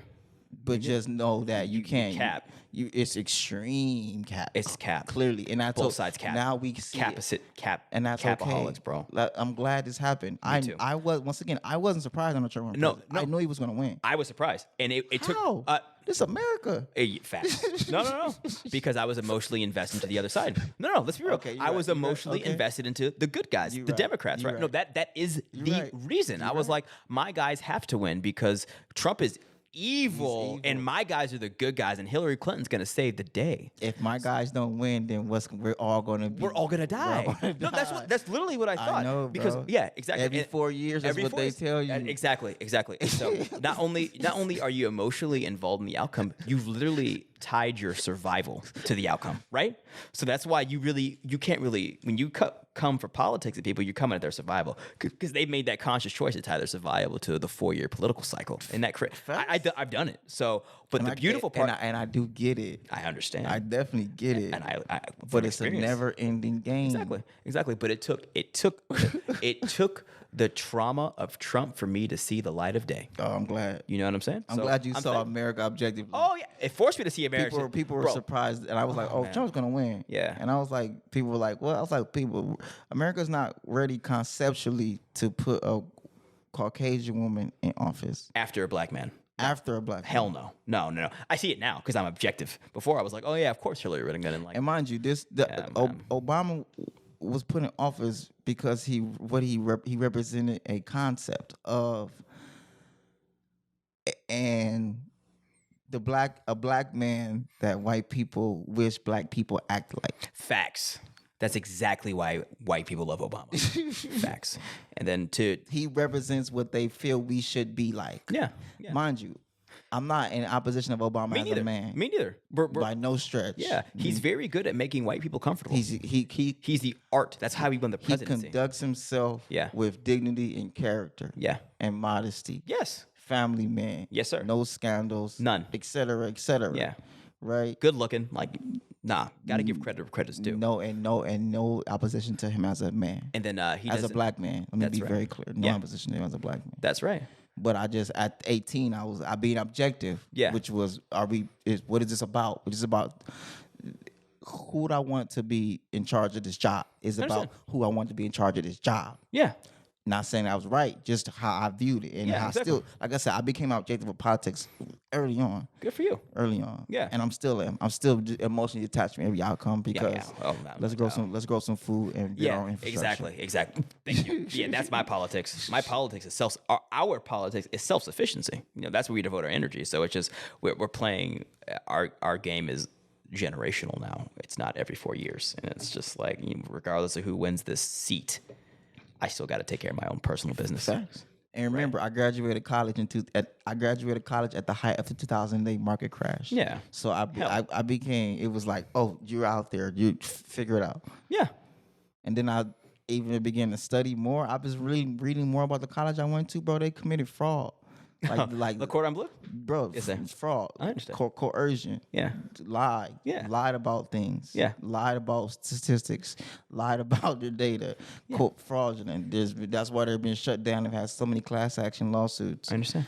Because, you know what I'm saying? This is the world I went to a fraudulent college. Yes, sir. And then graduated a fraudulent college at the height of the 2008 market crash. Yeah. With debt. with extreme that debt. you can't expunge in bankruptcy. Yes, sir. Yeah. That's how this world did you.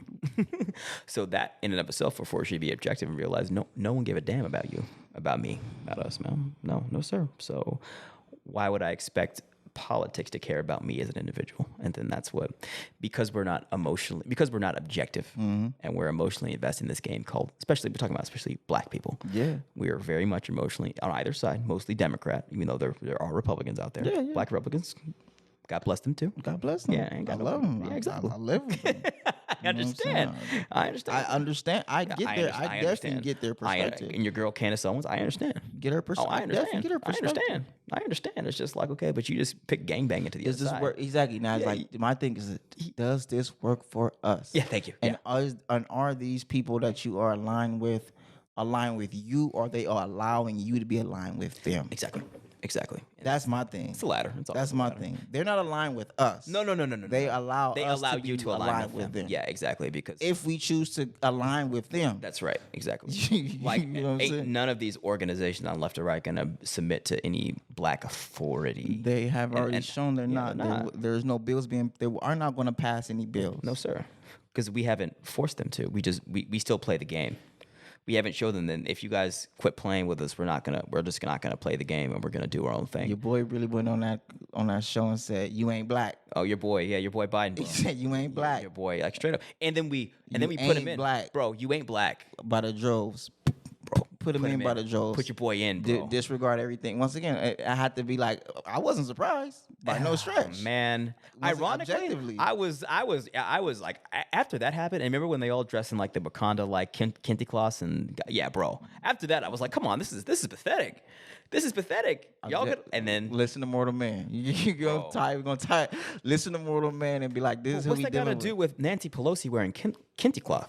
What does Mortal Man got to do with that? As far as we know how our people are, and we cannot even be surprised by our people. We have to take precaution with love and honesty and accountability. It's very difficult. And we have to remain objective. I was having that conversation with a good brother last week too. Like, bro, we have to remain objective. Even with our dealings with our own people. Yes, we have to remain objective with how much we want to help the hood and how much you want to do these things. We have to stay objective. That's right. It's imperative for us as the leaders, as the ones who have these platforms and have these resources to remain emotionally detached from the outcome. Facts. Because these people will pull you into their consistent games. Because as we see, they enjoy games. Yes, they do. Then they will pull you into these politics. Yeah. We will get pulled into the playing small. Thank you. That's what it is. And we have to stay politics is a smaller game. Not get pulled Sports into is a smaller game. Politics is a smaller game. Lotto ticket scratchers, smaller games. Most of it is just jobs. Honestly jobs. Talking points. Yeah. Because we don't really know what else to say. Exactly. Most of the time, you'll find yourself having these very surface conversations to pass by time because we know what else is there to really talk about. What are we going to talk about?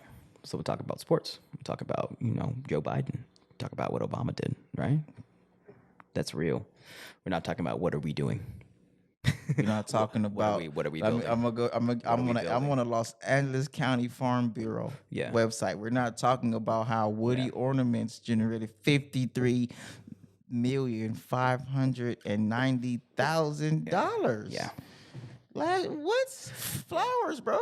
Yeah, flowers. Oh, flowers. Yeah. I'm glad you brought that again. Yeah. The value of agriculture production in Los Angeles County was $200,538,410. Yes, sir. Yeah, that's not. This is LA County. Yeah. So somebody growing food. That's right. Yeah. Somebody ain't lived in the food desert. You know what I'm saying? Very true. Very true. Root vegetables made 36,000. Bedding plants made 26,000. Fruits and nuts made Root and vegetables made 36 million. Bedding plants made 26 million. Fruits and nuts made 14 million. Alfalfa hay made 12 million. So these are the things, like you said, like these are just ways where we can tap into this industry and get what's going on. That's real. So the question becomes, and this is what I'm always asking, it's like, we have. Oh no, this says 2013 statistics. Oh, it's older. It's older. But regardless, it's it's data. It's a point of reference. It's a point of reference, and it's data. And what I'm always asking myself, I was like, yeah, we have facts, but actual facts don't change behaviors, right?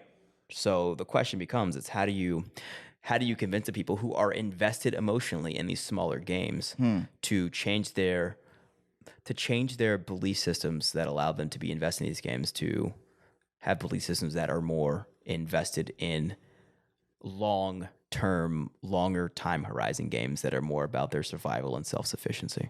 That's the question. But I think we've already answered this with previous conversations. It's like, it's the youth, right? It's about educating, giving our boys, giving our young girls like the information and knowledge. One, education is one part. So we don't run schools, so we're competing with the infrastructure of this world, which is their education system, where they tie up our children inside and tell them their priorities and get them started at a young age to be invested in these games, right? So it's like, it's indoctrination to play these games. Like, that's what I'm speaking for myself too. It's like, you vote. Voting is all you have. That's what they tell you. Right. That's like, we place voting in a political system that is not made for our benefit as the priority of action. Right. And that's indoctrination and propaganda from middle school and on. It's just like, this is what you do to exercise your right as a citizen. It's not to build your own political, not to build your own political ecosystem and your own economic ecosystem. It's about, depend on what's already built and exercise your right within that, even though it was built on your back through slavery, and that evil has not been made right. Yeah. Right. So it's if your objective is to be, fully self-satisfied, how do you just completely ignore that fact and then just operate in this world without having that being remediated or being fixed? Right. So there's more focus on uplifting other political infrastructures than actually developing our own political infrastructure. That's right. And it's natural that we're talking about politics after we had a conversation on infrastructure, because politics is infrastructure. It's the infrastructure. Yeah, it is infrastructure. These political parties are infrastructure. These are accesses to resources. These are people coming together. Yeah. Pipelines, information is sharing, people coming together to say these are principles and values that we believe in, that we want to carry out. Yeah.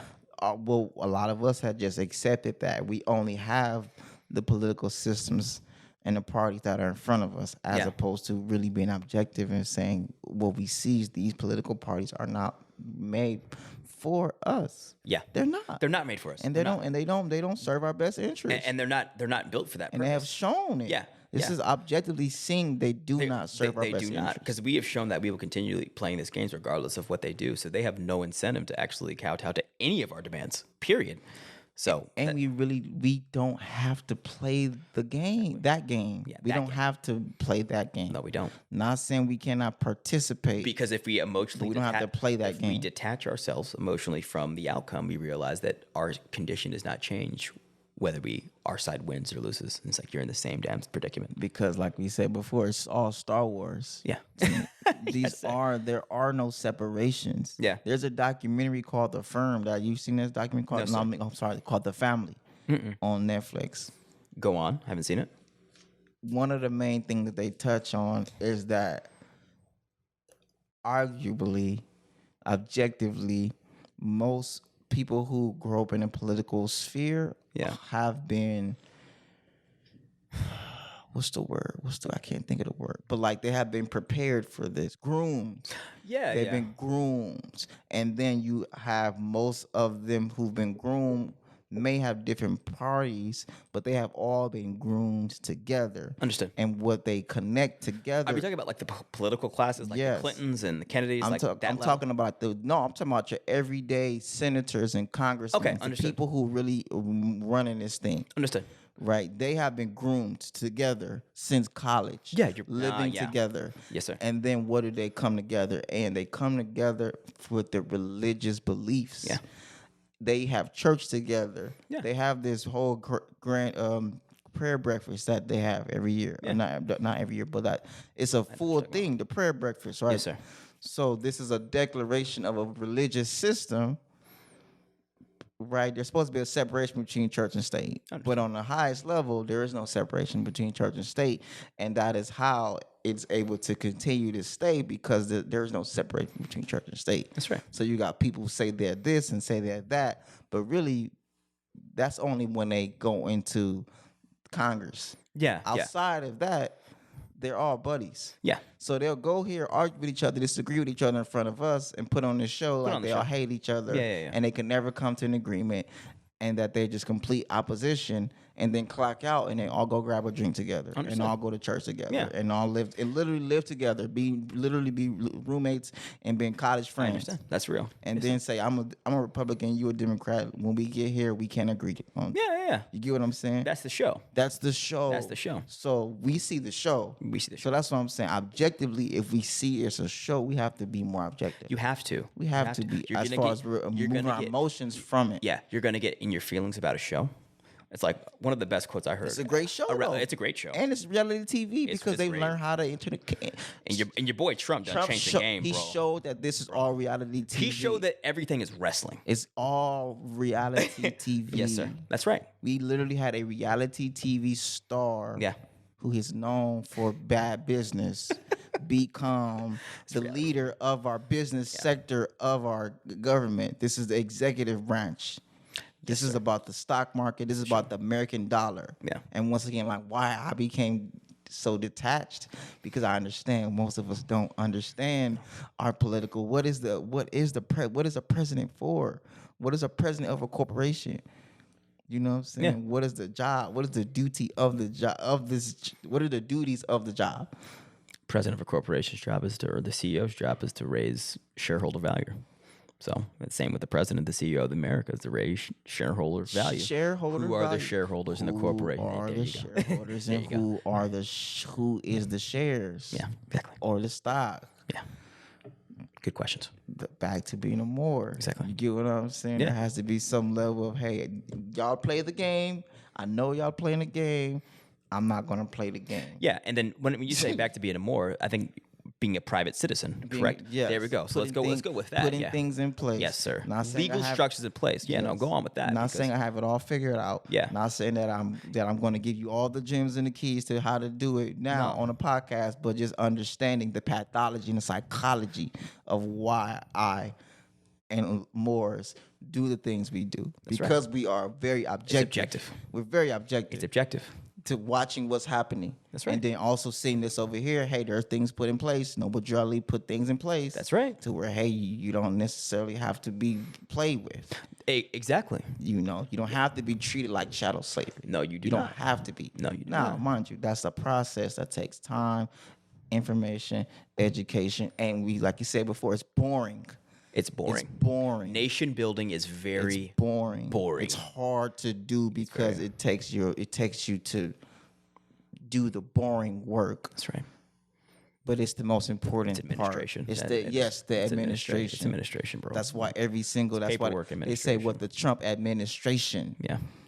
They say the administration, right? That's because real. you're dealing with the administration. Dealing with bureaucracy. Yes. Yeah. And in order to have, you need bureaucracy, which is just order. And that's a part of being a part of the republic. That's why we pledge allegiance to the republic. That's real.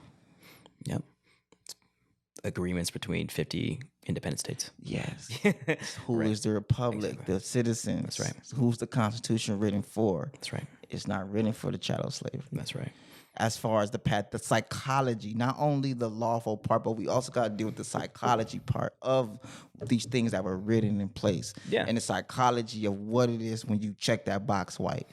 Yeah, yeah, You that's get what I'm real. That's saying? real, man. You're saying I'm a citizen. You are saying I believe that I'm privileged. Yeah. There's psychologies and pathologies that come with these things, right, wrong, or indifferent. Objectively, I became here from being objective. Yeah. You know what I'm saying? Yeah. Not from how I feel about it. I don't like these things. I'm not okay with, but it doesn't change. It doesn't change the reality. And getting your feelings about reality is never. It's not going to change your reality. It's not going to change the reality. No, sir. But I think. And nobody feels more feelings than I do. Yeah, that's right. As a cancer. That's right. So if anybody can tell you to be more objective, it's definitely me, because nobody. Yeah, yo, Kansas is straight feelings, bro. Straight feelings. Straight feelings all the time. I'm gonna keep example. It was one time I watched the preview to the Mulan movie that came out.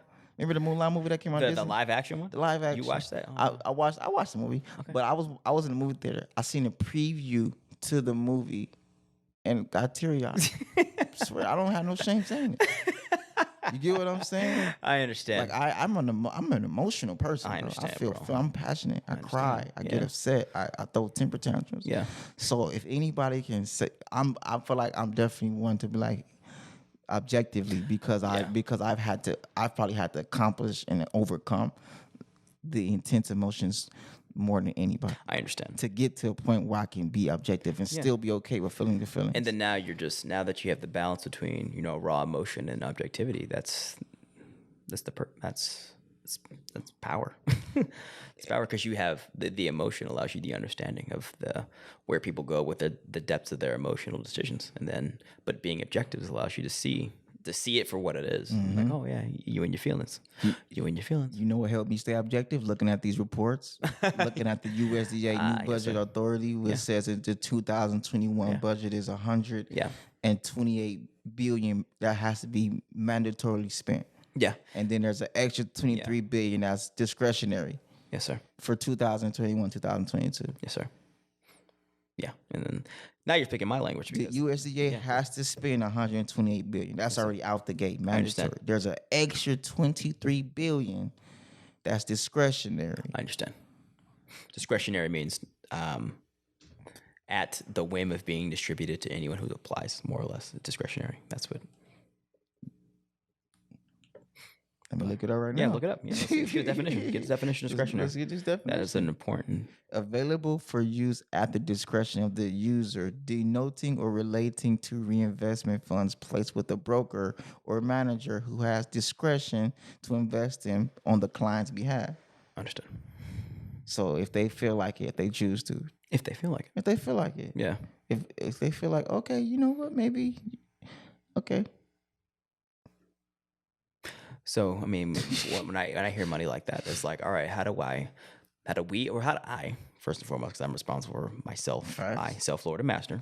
It's long. It's long. How am I going to put systems in place to put myself in position to receive these discretionary funds, right? That's how I think. Exactly. That's all. And now how do you connect to the mandatories too? Because the mandatory has to be spent. Yeah. So the mandatory is something like I said, WIC and SNAP program. Yes, sir. And food nutrition, they have programs in place where they have to distribute the money. Yeah. It's just one of the things is most black people we're not there to get the money.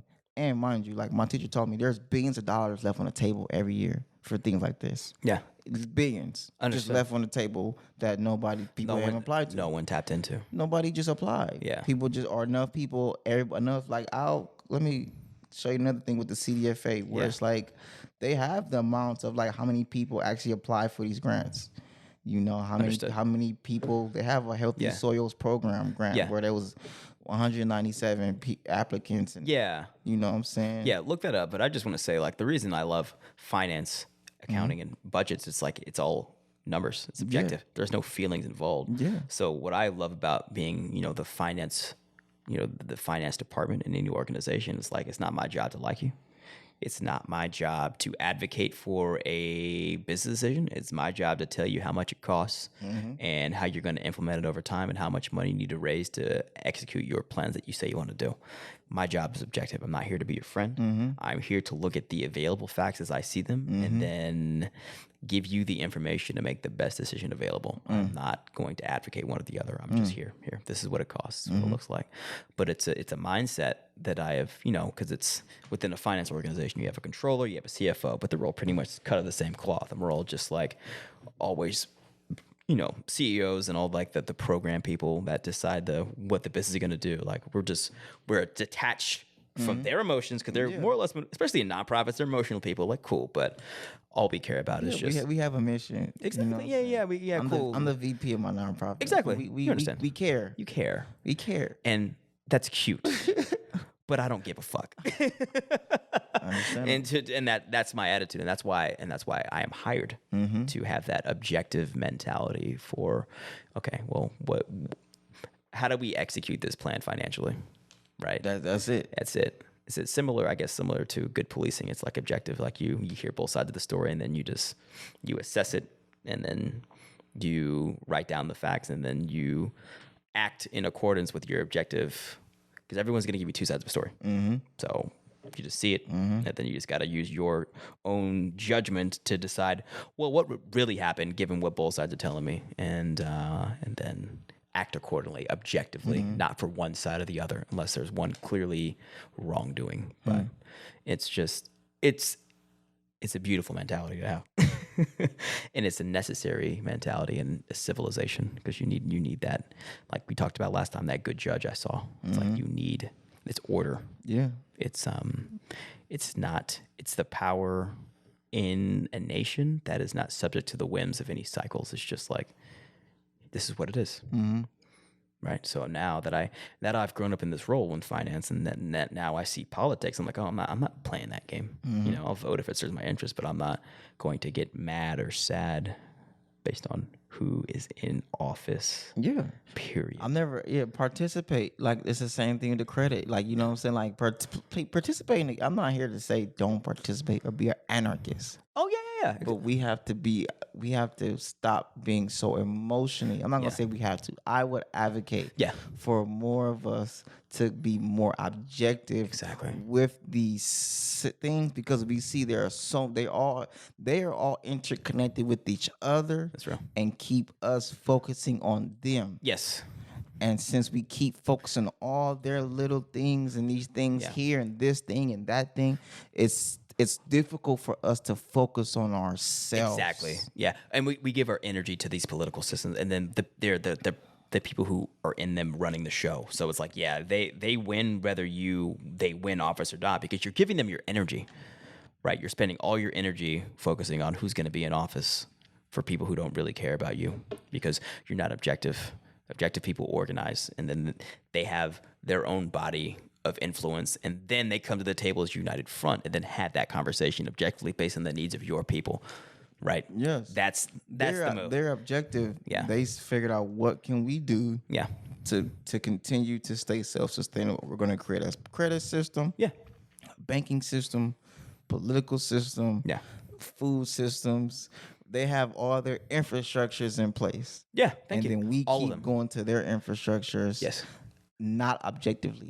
We go to the infrastructures with emotional ties to the infrastructures. That's right. Yeah. I'm not in opposition of going to the infrastructure. Not at all. I'm in opposition of us continuously to be emotionally invested into the infrastructure. Yeah, and then because it stops us from the learning.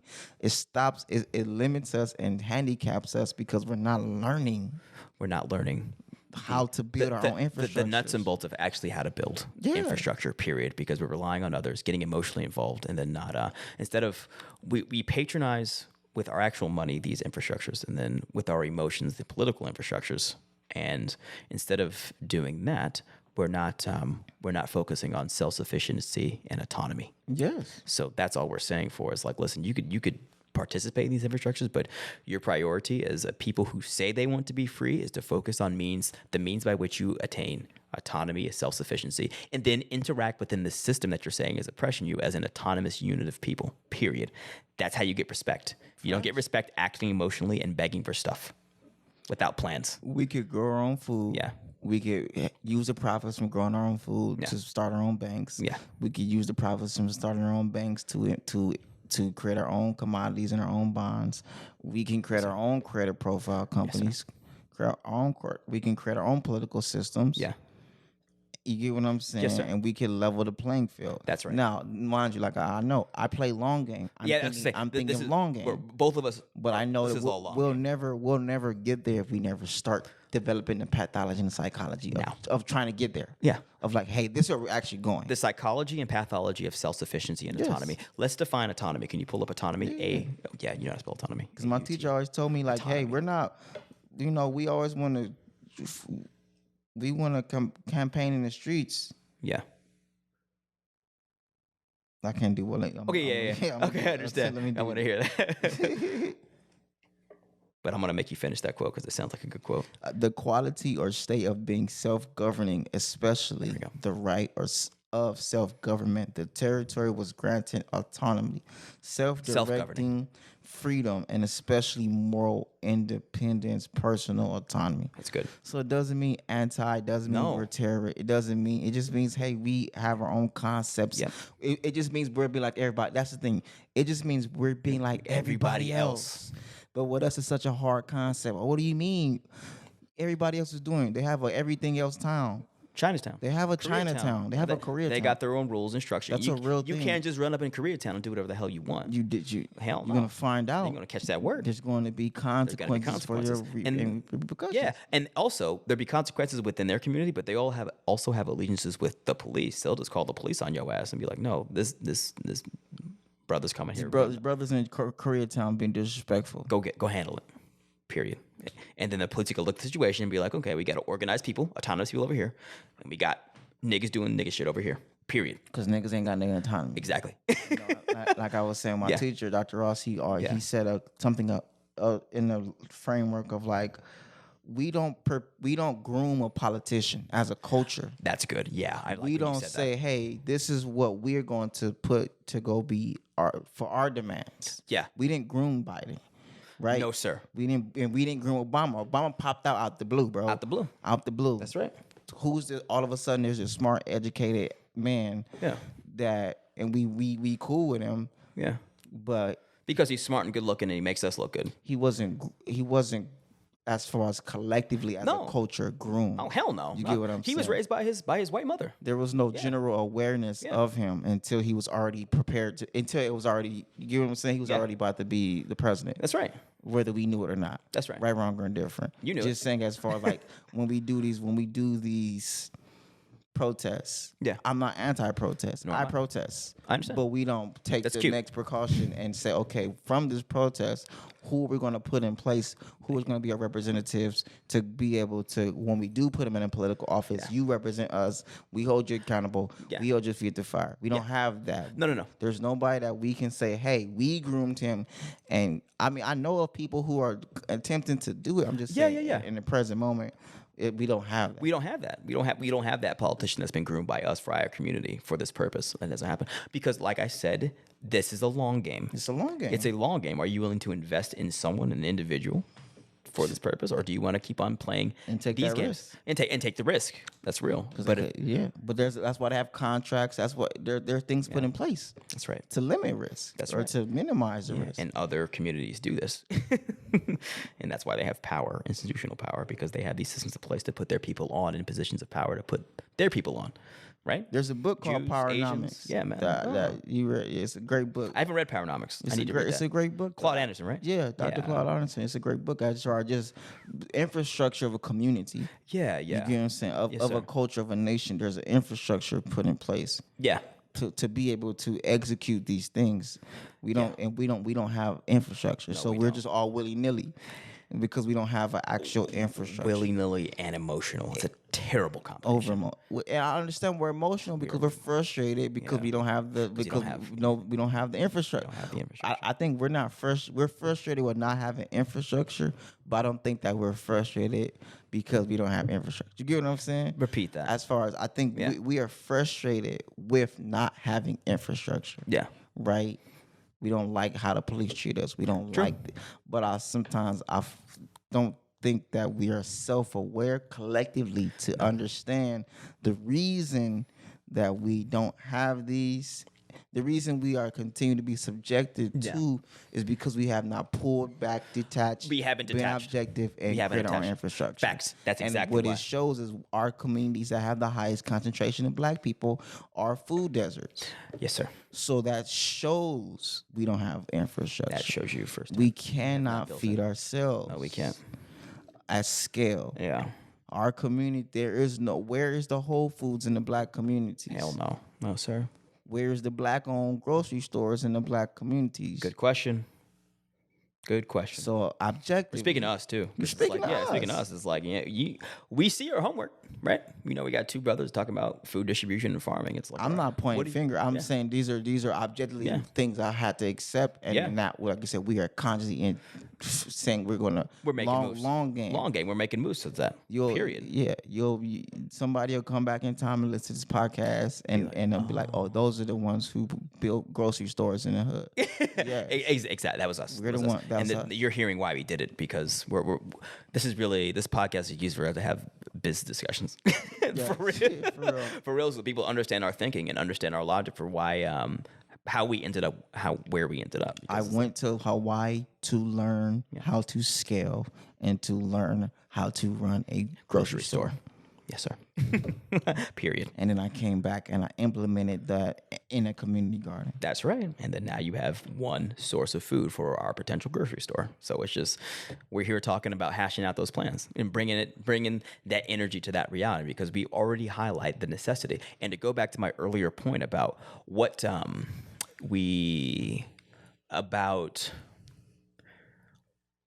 how do we get the youth, but also like, okay, well, they know the problem, we know the problem. It's like, all right, well, what do we? Okay, they need.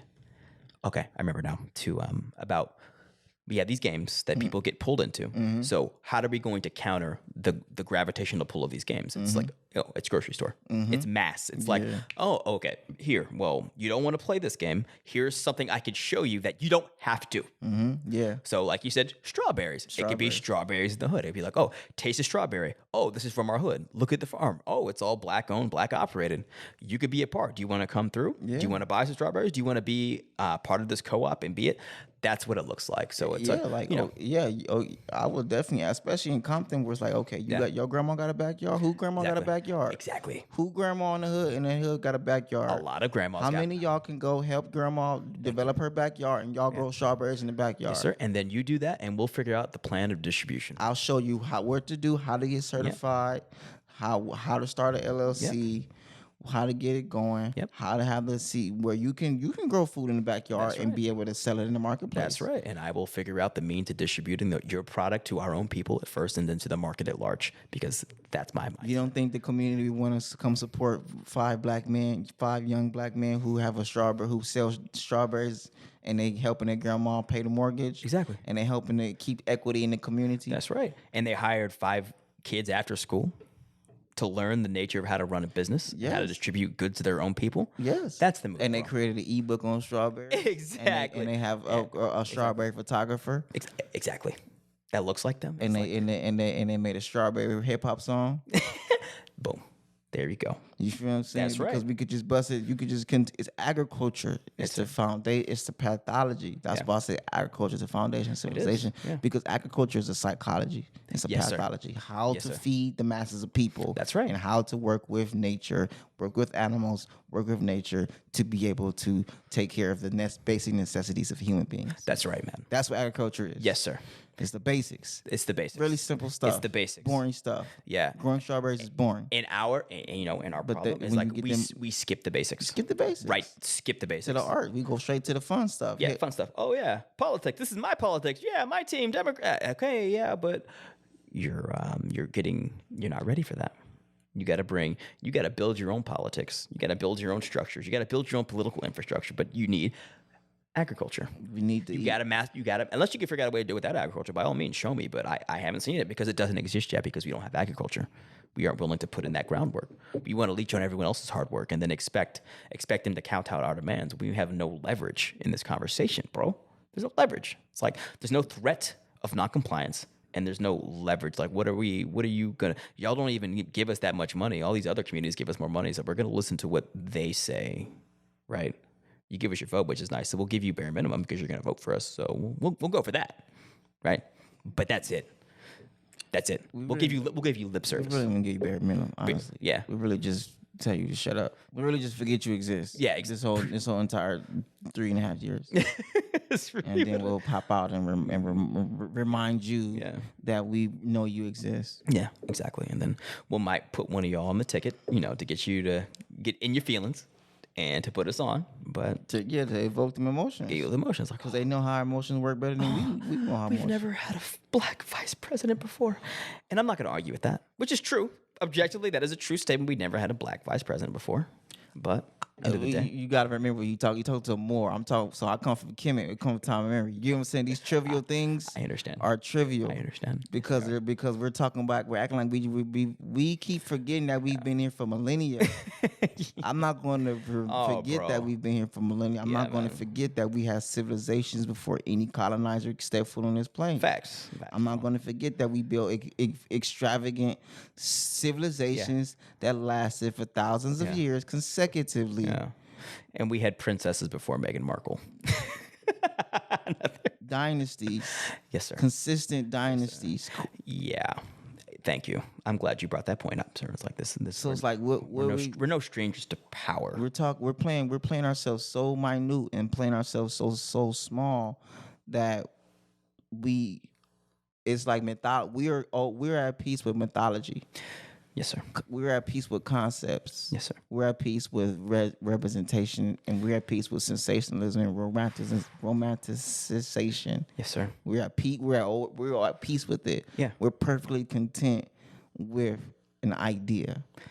Man, Steve. While simultaneously seeing this idea doesn't impact your real day-to-day life. Not at all. Not at all. Yeah, but these ideas are all. It comes down to emotion, man. It comes down to emotion. It feels good to be. We want to be accepted in a system that was not built for us. It's not built for us. In a system that we refuse to duplicate or enact. As far as like we want to be accepted in a system that we're not going to do. we're not educate ourselves on. Even to do the system the right way. Play the game. Earlier, I know most people don't know their city district leaders. Most people don't know their superintendent. Most people don't know the treasurer. Most people don't know what their city district even is. What district are you in? Who is your district leader? You get what I'm saying? Yeah, I understand, bro. I understand. I have accepted that. Yeah. So I don't even. I had to be emotionally disconnected. Yes, sir. And that is the first. While also being very emotional about having to be disconnected because I would like to be interconnected. That's right. I would love for us to be political. Yeah. But we're not political. No. Effectively, not effectively. Not effectively and efficiently. No. And that's not even advocating like don't be involved in politics. You just be detached from outcome. And I'm just one saying be more involved in politics. I understand. Yeah. But be objective. Be objective. Stop having emotional connections. Yeah. But still play the game and understand the game so you can play the game better effectively and efficiently. That's right. We're not playing the game effectively, and we're overly emotional and not effectively playing the game simultaneously. Very true. Which is why I wear my pins to let you know I play the game. Yeah, as you should. Leave me alone. Yeah. I'll play the game. That's right. Yeah. We're gonna finesse. It's just like the Moors. It's the masters of law and finesse, and then you got the nation who's the master of business and group organization and group economics. Man, these are the fundamental pillars of a nation. Oh, you know why I play? I play the game as far as I play the foundation of the game. I grow food and I distribute food and I teach people how to grow food. Yeah, that is why I'm recognized. Yes, sir. For agriculture. Yeah. People. Nobody knew who I voted for. Yeah. Nobody knows. Nobody knows who I voted for. That's right. Nobody cares. Nobody cares. Yeah, nobody cares because even if they cannot can't cognate it or they can't even vocalize why, they see the value in what you're doing, and it's like it shuts people up. It's like, yeah, like okay, cool, but you're feeding the people during a global pandemic. Yeah, exactly. So you're really stop playing. Yeah, you're waking up people to the urgency of the time because it's like, yeah, he's growing food during the pandemic, and I'm sitting at home watching CNN, waiting for my next vaccine. So. while they mock you on CNN and make you upset. You see, you can't turn CNN. I guarantee you cannot turn CNN on one day and not be triggered. No, you bro. cannot watch it all day and not be frustrated and irritated. Oh no. And then you got to. I know you know this, but it's like that news cycle. They're masters of psychological manipulation, and yeah, it keeps you in your feelings. It doesn't tell you it tells you not only what's happening, what's important in the world. It tells you how to feel about it. It's manipulation. It's allowing and tell you how. That's a good one. They tell you how to feel about it. They tell you how to feel about it, and it's like just with tone, and with tone. It's everything, man. And it's they really craft your reality, and you're gonna really invest your emotions into an external purveyor of reality. It's dangerous. It's a slippery slope. It's a very slippery slope. And we see the effect of that, which is people are just they're getting like sheep to slaughter, just lining up and doing whatever the TV tells them to do, bro. Like it's everyone as well, especially black people, because as we talked, we watch TV at the highest clip of all people. And then you see it's like, oh, well, TV tells me to do this. I better do this. And I see everyone else doing it. There we go. Problem solved. I know what I'm doing. I don't want to be left out. Look at that line. What am I missing out on? Meanwhile, your district leaders and your city attorneys and the people who run in your real life, you have no idea who they are or what's going on. Yeah. I know people who know more about the presidency than they know about the mayor. Yeah, bro. I'm like, that's counterproductive. Yeah. This person actually affects your real day-to-day life. Definitely more than the president. Definitely more than the president. The things he's doing, you might not be affected by that until 3-4 years down the line. That's right. By the time that bill gets passed down to you, and that's this mayor is actually affecting your actual. You know what I'm saying? Yeah. I know more people who are more invested into state and federal politics than they are invested into citywide politics. Yeah, and then even the governor, like as we've seen with this, COVID, it's like, oh, he has power, and it affects your life. He's deciding what you can and cannot do. That's power. But you're over here crying about Washington D.C.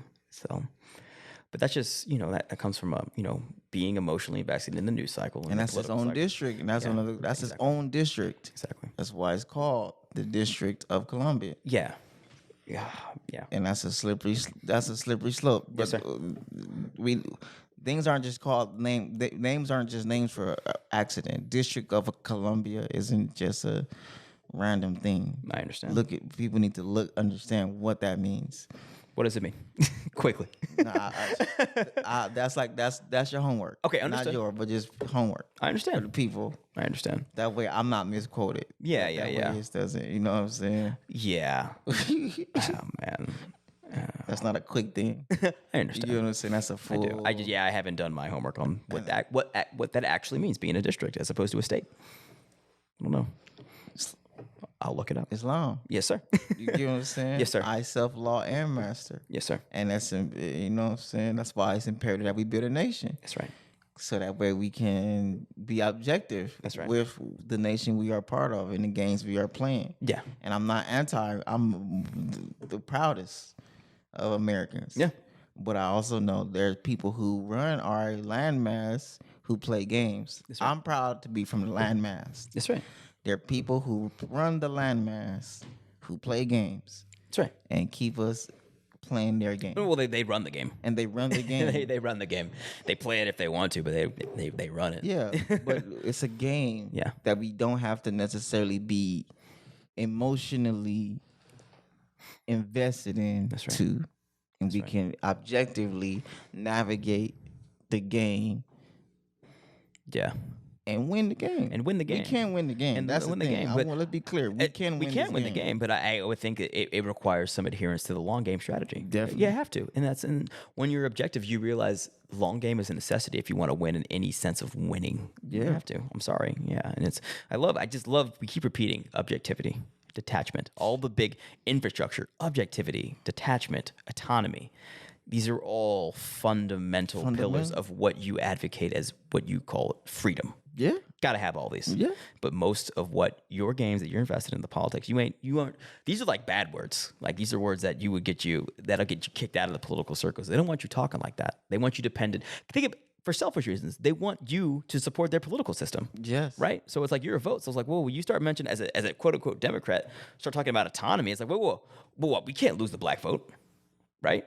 So their survival is as a standalone political entity is tied to the black vote. So any black people talking like this is a direct threat. God forbid black people create their own political system. God forbid. Their own political party, and other cultures decide they want to actually join the black people's political party and say, hey, we actually like what you guys are talking about. We actually would vote for you guys. We actually respect and we agree with the views of the political party that you all have come together. Yeah. And we don't necessarily want to change our culture, but we actually have no problem with you guys being in charge. God forbid. God forbid. God forbid black people actually be in charge of America. Exactly. The country that they built. Exactly. You know, and then me knowing Allah, it's like, okay, that wouldn't surprise me. Peace. I'm not surprised. I'm just saying, I know it'll never happen if we don't even conceptualize it and we don't put things in place. Put things in place for 10, 20, like 30, 40 years. This long-term game of the things. Because we can't, it's only crazy when we say because white people can continue to just, white men can be 50 president, 40-something president. Yeah. And they could just continue to be white men, and that's normal. That's normal. And that's not normal. No. That's not normal because as much as we don't want to deal with that, white men aren't the majority of this country. No, sir.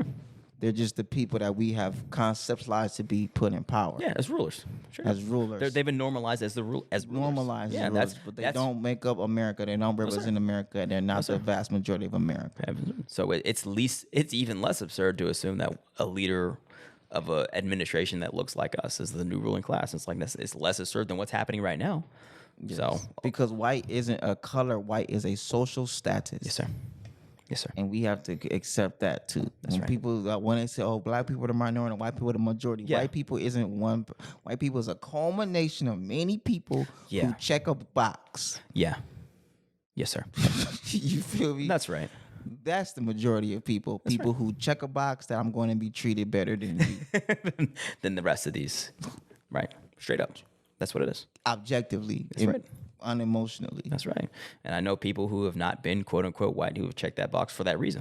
Because it's a box you check, and there are things that come when you check in that box. That's right. And so what we have personified is that these Caucasian men of European descent are the majority, and therefore, since they're the majority, they are the smartest and the best and the ones who naturally clearly deserve to run. Yeah, because they're better, right? Because they're just better. They're just better, yeah. But then what we see is they're not better. No. They just continue to personify it. Yeah. They put that image of them as like, as white Jesus. It's like, okay, well, here. You're going to submit to it. Because I'll take that. I'll take. They're not better. They're not. No, sir. I said it. Y'all not better than me. No, I know that. I know half of the things you only got is because of institutional racism. That's right. Yeah. You and I both know that. And it's like, it doesn't make us better. It's just like, we know you're not better. And it's just like, we know you're ruling because you figured out a way to finesse. You finessed it. With a system that encourages and rewards you finessing. That's right. And enables you and facilitates your finessing. Yeah. Rewards your finessing and won't prosecute you for finessing. That's right. Simultaneously. That's right. And I'm not even mad at and this. we are the complete opposite. Exactly. It doesn't facilitate it. Removes us. That's right. Will not reward us. Yeah. Will not encourage us. Will not support us. Will not lend us. And will continuously demonize, ostracize, and attack our freedoms. That's right. Until we play long game and put things in place. Play long game. Play long game. Yeah. We have to remain objective, advocate for autonomy, and then build our own stuff. With personal accountability. Which is what, I'm glad. You said, discipline and peace. There we go. I'm glad we went back to that. Discipline and peace. The things that we immediately recognize when we walked into our respective organizations, the War Science and the Nation of Islam, was like this discipline and peace. What it's all about. There's the foundation for building systems in place. That's all it is. And so we saw that. And then we felt that is necessary for our survival as a people. And then for me, at least, it was like the missing link in my upbringing. It was like, where was this growing up? Oh, it was kept for me because they wanted me playing their game. And now I understand why. Because as long as we're playing their game stays intact. So I'm not mad at them. I'm just like, okay, well, I see the path ahead of me. It's like it's time to build our I own game. release the emotional outcome of that too. Yeah, Release the yeah. emotions of the resentment towards the white people. Oh yeah, no, not at all. It doesn't serve. Not at all. It doesn't serve me. It's a energy suck, and it's not even. This is like I see white people for who they are, and like I see the good, the quote unquote good, and the quote unquote bad. I'm just like, okay, finesse. You figured Like I see the quote unquote good and the quote unquote bad in us. Exactly. And I remain objective. I see the quote unquote good and quote unquote bad in Asians, and quote unquote good and quote unquote bad in Hispanics. That's right. You feel me? And it's not even quote unquote good and quote unquote bad in Hawaiian.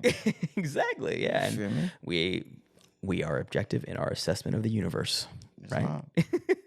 Islam. That's right, man. And it's just, this is the perfect segue. We start discipline and peace, man. Discipline and peace, bro. And it's like, we talked about, discipline and peace, walking into nation and more science than political infrastructure and how it relates to agriculture. Mm-hmm. But before we talked about all that, we talked about, just how people don't fear consequences for messing with black men. Mm-hmm. And so in addition to us, building out food systems and showing our youth the mass, it's like, it's incumbent upon you and I to actually be like, oh no, there's consequences for coming for us at all levels. Yeah. So, and we're going to have have them consequences amongst each other. Facts. Like you was talking about earlier. Yeah. And that's a tough one. That's a very tough one. Us holding each other accountable. Yeah. Because it's like, and drawing the lines and drawing boundaries. Yeah. And then also because we perceive it's like, oh, well, everyone can do whatever they want to us. So can I. Mm-hmm. Right. So we exploit the system to do just that. It's like, all right, well, there's no rules over here. So I'm going to finesse. Mm-hmm. I'm going to finesse and then just run a game and ruin my own community because there ain't no rules. So let's be honest, peace and discipline within and then within our community. So that means that just means, we got to get on the same playing field and actually have some rules in this motherfucker, bro. Yeah, Period. Yeah. Facts. Period. Before you even expect other people checks and balances. Like, bro, there's rules to this. You get a certain level of success and notoriety. There's things you don't do. There's things that are expected of you, right? So, but that requires Kevin Samuels. He said rules of engagement. We need rules of engagement. Rules of engagement. We do. Yeah, but rules of engagement requires social infrastructure as well as economic and all the infrastructure. So if you don't participate in these rules of engagement, you don't get these aspects of our infrastructure. You don't get the pipeline to whatever it is. You don't get the car to the grocery store. You don't get all that. So what comes first, the infrastructure or the order, right? I guess it's internal order comes first. And then when you have this internal order, this peace and discipline internally, all of these things flow naturally and you expect the same from your environment. So it's incumbent upon us to, show others that, it's all in you and then spark that in our people. And then from there to take that internal peace and discipline and build that same internal structure in their external environment, right? So it starts with self-love, self-knowledge, which is why I push that Final Call magazine, bro. Push that Final Calls, bro. And the message to the black man. That's right, bro. Every time because it wakes you up. And that's why I'm pushing this Holy Quran. Exactly, bro. And pushing we're pushing like our gospels. You know what I'm saying? Exactly. The good news. The good news. Haters are this light. Is the good news. Haters. We are lights. There's resources. Haters information. That's right. Media. And you got options. You got options. And these options don't mean that you have to war. They don't have to counteract or they don't have to counter each other. That's right. They can build. They can go along with. Like we're doing right now. Because it's all about unity of cause. And it's all after that. It's pick your poison. Yeah. But don't make excuses. Yeah. Don't make excuses. I watched this video of his elder. He's a elder 5%. He was going in on some more, man. He was like, it don't matter what the enemy, when he see us, he don't care. You don't care. When he see us, he see black men. He don't see a bunch of black men. Yeah. And my ego naturally goes, man, like, that's what y'all always tell us more. Y'all always tell us that we doing too much. But then higher self goes, no, we understand there's wisdom in the elders. That's right. So we definitely, I understand there's importance in making sure that I get my lawful estate taken care of. Yeah. And project myself publicly in a certain way. Yeah. While also understanding we can't do this by ourselves. That's right. Yeah. And to his point, it's like they don't care about all that. They care about what you look like. Yeah. Period. Yeah. And they're going to treat you like that. And I could treat you by what you've set up legally. They're going to be like, oh, well, dead. unless we put things in place. Exactly. You feel me? Exactly. And where there will be reciprocity. Exactly. And there we have resources to where we limit our interactions with them. That's right. And then we have things to secure ourselves. There we go. So that way, when we do have interactions with them, we have a higher probability of being safer. That's right. And that goes back to securing. The first topic conversation today was securing what you've built, securing your agriculture, your actual physical agriculture, the agriculture of your mind, the agriculture of your spirit, your cipher, all of that. And it's just, you got to secure yourself. And having a value to where we're publicly, globally, it's common knowledge that, okay, these are people that we are needed for the global society. That's right. You get what I'm saying? One of our problems is that right now all we are is entertainment. That's right. Art. Yeah. So there's no necessity. Expendable. We are perceived as expendable resources. We don't bring anything to the marketplace that's like, hey, we of importance. Of importance. Yeah, of importance. Sports isn't important. No, sir. As we saw with global pandemic. No, sir. It's not important. Doesn't mean it doesn't have a place in society. Rice fields in Vietnam. Important. Food. Important. Infrastructure. Housing. Important. Right? That's right. Housing is important. Yeah. Or just intellectual capital, how to do certain things, or like how to build a pyramid. That's important. If we can tap in, we should tap into that, right? Yeah, and we're gonna continue to drive the sports and the arts because we see that as a direction of a lot of younger men's focus. Yeah, yes, sir. As far as that's their long game. Yeah. You get what I'm saying? Yeah, that's real. And it's a slippery slope with that. It is. Because it's not infrastructure. It's not infrastructure, it's individual success. It's Tiger Woods, it's Michael Jordan. These are individually successful black men. And that is the type of black man that's paraded is like the model. Is like, this is what you can be. And what they individually successful. And then what they both go do. Yeah. I understand. Yes, sir. Yep. Yes, sir. And that's a model that we are modeling. That's a model. It's like slippery slope. Yeah, be individual and then marry outside. Straight up. And then cheat. Yeah, that's not. Which I'm not. I'm not in opposition. No, sir. I'm objective. Yeah, me too. But I understand. We're objective, but we're also transparent. Yeah, we are transparent in our objectives. Our objective is to build a nation. Period. So these behaviors aren't conducive to nation building. So individual success isn't conducive. Yeah, because the individual success, objectively, after achieving and attaining individual success, I had accepted it doesn't build a nation. It doesn't build a nation. Yeah. And so I'm only speaking from personal experience. Yeah. Like it's just, and I just need individual success to pay my bills, to get food, to buy stuff for my family. But as far as that, like, my success is tied to my people. So when I go to the hood and see the hood, I'm like, okay, I'm not successful. Facts, right? I'm not successful when I don't feel. And that's why, we're both driven by the work, because we see the need and we see, even today I was in the hood getting gas and I was like, oh, damn, man, this is the hood. It's the hood. I love it. Yeah, but yeah, it's objectively. Yeah, objectively, I'm like, this is no, this is not a condition for us to be staying in. It's not at all. No, sir. It's a higher rate of negativity. Yes, sir. A higher rate of percentages of being involved in negativity. Yeah. On many layers. Yeah, and the negativity, it's just like we said, this metaphysically is the low frequency of existence. And to where it's hard to go to people with, hey, would you like some strawberries, to someone who just knocked off their brother and is gangbanging and just has no ethics. That the whole strawberry argument is not going to have much traction with Tyrone living a life like that. It's very difficult. It's very difficult. If not impossible. It depends on how low you are. It's like, so I'm like, okay, well, how do I get our youth before they go down that slippery slope to that low frequency? I create a whole workshop based upon that. Yeah, it's tough. And I also understand with the people like that, who I was around someone like that today, bro. Yeah, it's funny because they got the same name. It's deep. But Tyrone? Yeah. I mean, yeah. I understand. But as far as just once again, everything is agriculture. All we sir. can do is plant the seeds. That's right. That's all you can do, bro. That's All I you could can do is plant the seeds. Yeah. All I could do was be like, hey, bro, here goes some peppermint.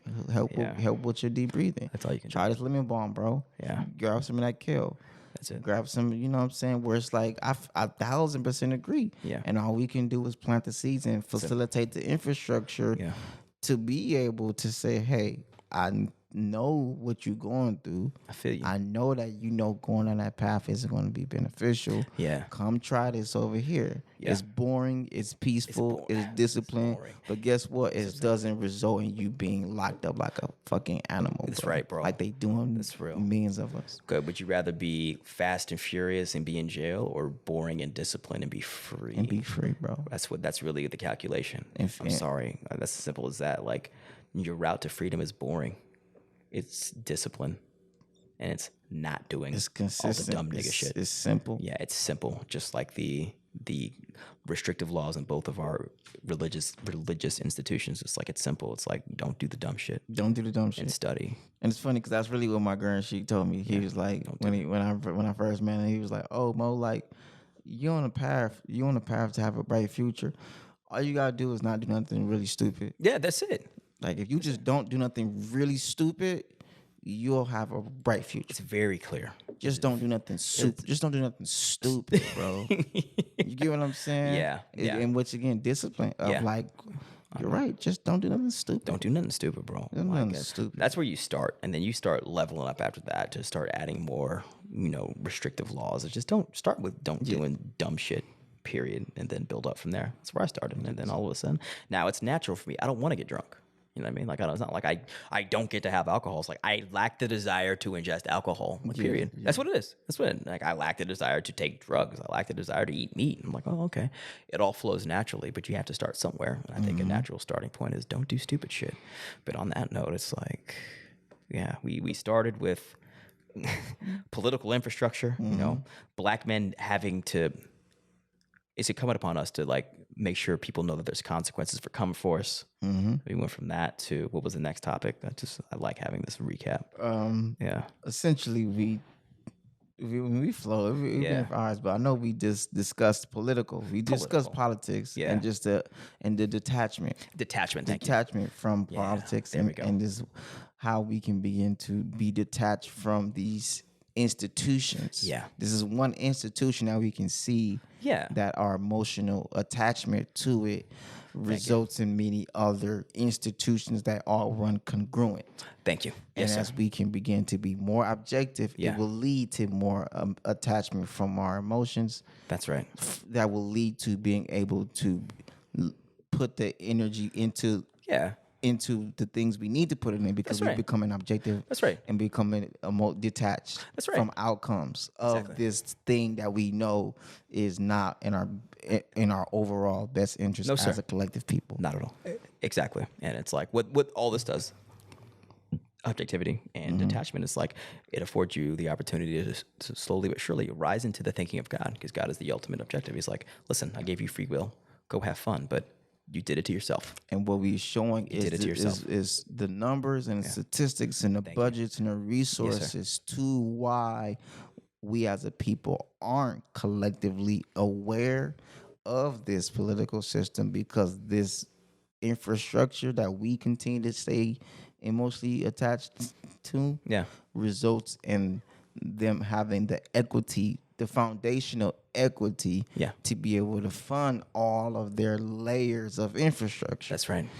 So we looking at the infrastructure, not looking at the foundation of the infrastructure. Yeah. Continuing to be emotionally charged with this infrastructure and not be emotionally charged with the foundation of the infrastructure. That's right. I and you are saying, hey, if we can maybe redirect some emotions to our own foundational infrastructures, we can begin to develop these same institutions as well. That's right. Like every other culture does. Every other civilized people. That's right. In America, every culture. You direct that not call it emotion, we call it passion. Just like passion to where passion. Prioritize your passion. Yes. Yeah, it needs to be towards agriculture. Example, there's a Koreatown, there is a Chinatown. Yeah. Right. And then we get the ghetto. We get food deserts. Thank you. So it reveals itself. That's right. It manifests itself. That's right. And to us even being able to have the audacity, I don't call it meat. People know I call it food apartheid. That's right. Food You terrorism. mentioned that last time. Yeah. This is not a desert. Yes, sir. This is an institutional, structured, executed, effective plan. That's right.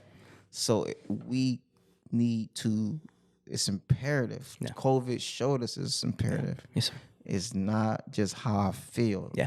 We now have an awareness that we need to redirect energy into developing our own infrastructures. And we also are part of cities and states and federal governments that we know more about Republicans and Democrats than we do about the USDA. Facts. As a collective people. That's right. We cannot, as we see, that's counterproductive. We know more about Republicans and Democrats than we do about NASA. Than we do about the forestry institutions. Yes, sir. Than we do about the Federal Bureau of Investigation. Yes, right. Than we do about the CIA. Like as far as like the institution itself. Yeah. I'm not in opposition of federal institutions. These political parties they're not federal. You get what I'm saying? These are political parties. These are not actual government jobs. You get what I'm saying? That's right. Government funded things. Yes, sir. These are political parties. That's right. That we have more engagement with than we do the actual government, federal parts of our government. That's right. USDA, NASA, etc. Right. And then on the state level, California Department of Food and Agriculture. Yes, sir. Where we went over the budgets and just looked at some, even Los Angeles farming budgets from 2013, just to give an example of like what it is we're dealing with. Yeah, just an objective survey of the facts on the table to say that we're not capping, but also like here, the reality is there. Are you willing to tap into the reality to build your own? Yeah. That's all it is. That's all it is. And then we're telling you, I just like our conversation that we're showing you the games that your options. Like, yeah, you can continue playing these games. Or you could take the resources that are readily available based on these budgets that we discuss and build your own. Yes. So collectively, because we can't do it. It really just takes us coming together. That's right. Yes, sir. It don't have to be nothing that we all quit our life. I'm not telling everybody go quit your job. No, sir. But we do got to come together. We got to come together and consensus. Especially for the purpose of facilitating infrastructure for the next generation. That's right. Putting things in place now to be able to be a benefit that we can pass down, that the youth can tap into. That's right. When they do come of age, they can have these skills. They can have access to these industries. And then we need to, it's incumbent upon us to realize that the next generation is worth sacrificing for. So we got to sacrifice. We're like, yeah, I got to be willing. Yeah, I'll put in the work and be willing to not reap all the benefits. No, put in the work. That's sacrifice. Just like people come to this country, they sacrifice, work the fields for their kids. They can go to college with a better life. Like, why is that absent in us? I know them. I met them. They work. I know them who say, yeah, bro, I'm doing everything I'm doing is make sure my daughter go to college. Facts. I'm working 2 jobs so my daughter can go to college. Damn straight. Commendable. With no shame, no guilt. This is what it's about. They're not window shopping other people's success because they understand that those people's success came from generational work. Period. So it's time for us to do the same. And it's our individual responsibility to do the same, which is why we're doing it. Our individual responsibility is to build a nation. Yes, sir. And we're on it. And we on it. Let's close this out, bro. Let's close out. Yes, sir. Good build. Surely I've turned myself to thee, O Allah, striving to be upright to him who originated the heavens and the earth, and I am not among the polytheists. Surely my prayer, my sacrifice, my life, and my death are all for Allah, the Lord of the worlds. No associate has he. Of this I am commanded. I am of those who submit. O Allah, I seek thy refuge from anxiety and grief, and I seek thy refuge from lack of strength and laziness, and I seek thy refuge from cowardliness and niggardliness, and being overpowered by debt and the oppression of men. O Allah, suffice thou me with what is lawful, to keep us from what is prohibited, and with thy grace make us free from want of what is besides thee. Ameen. Ameen. Islam. Peace. Peace.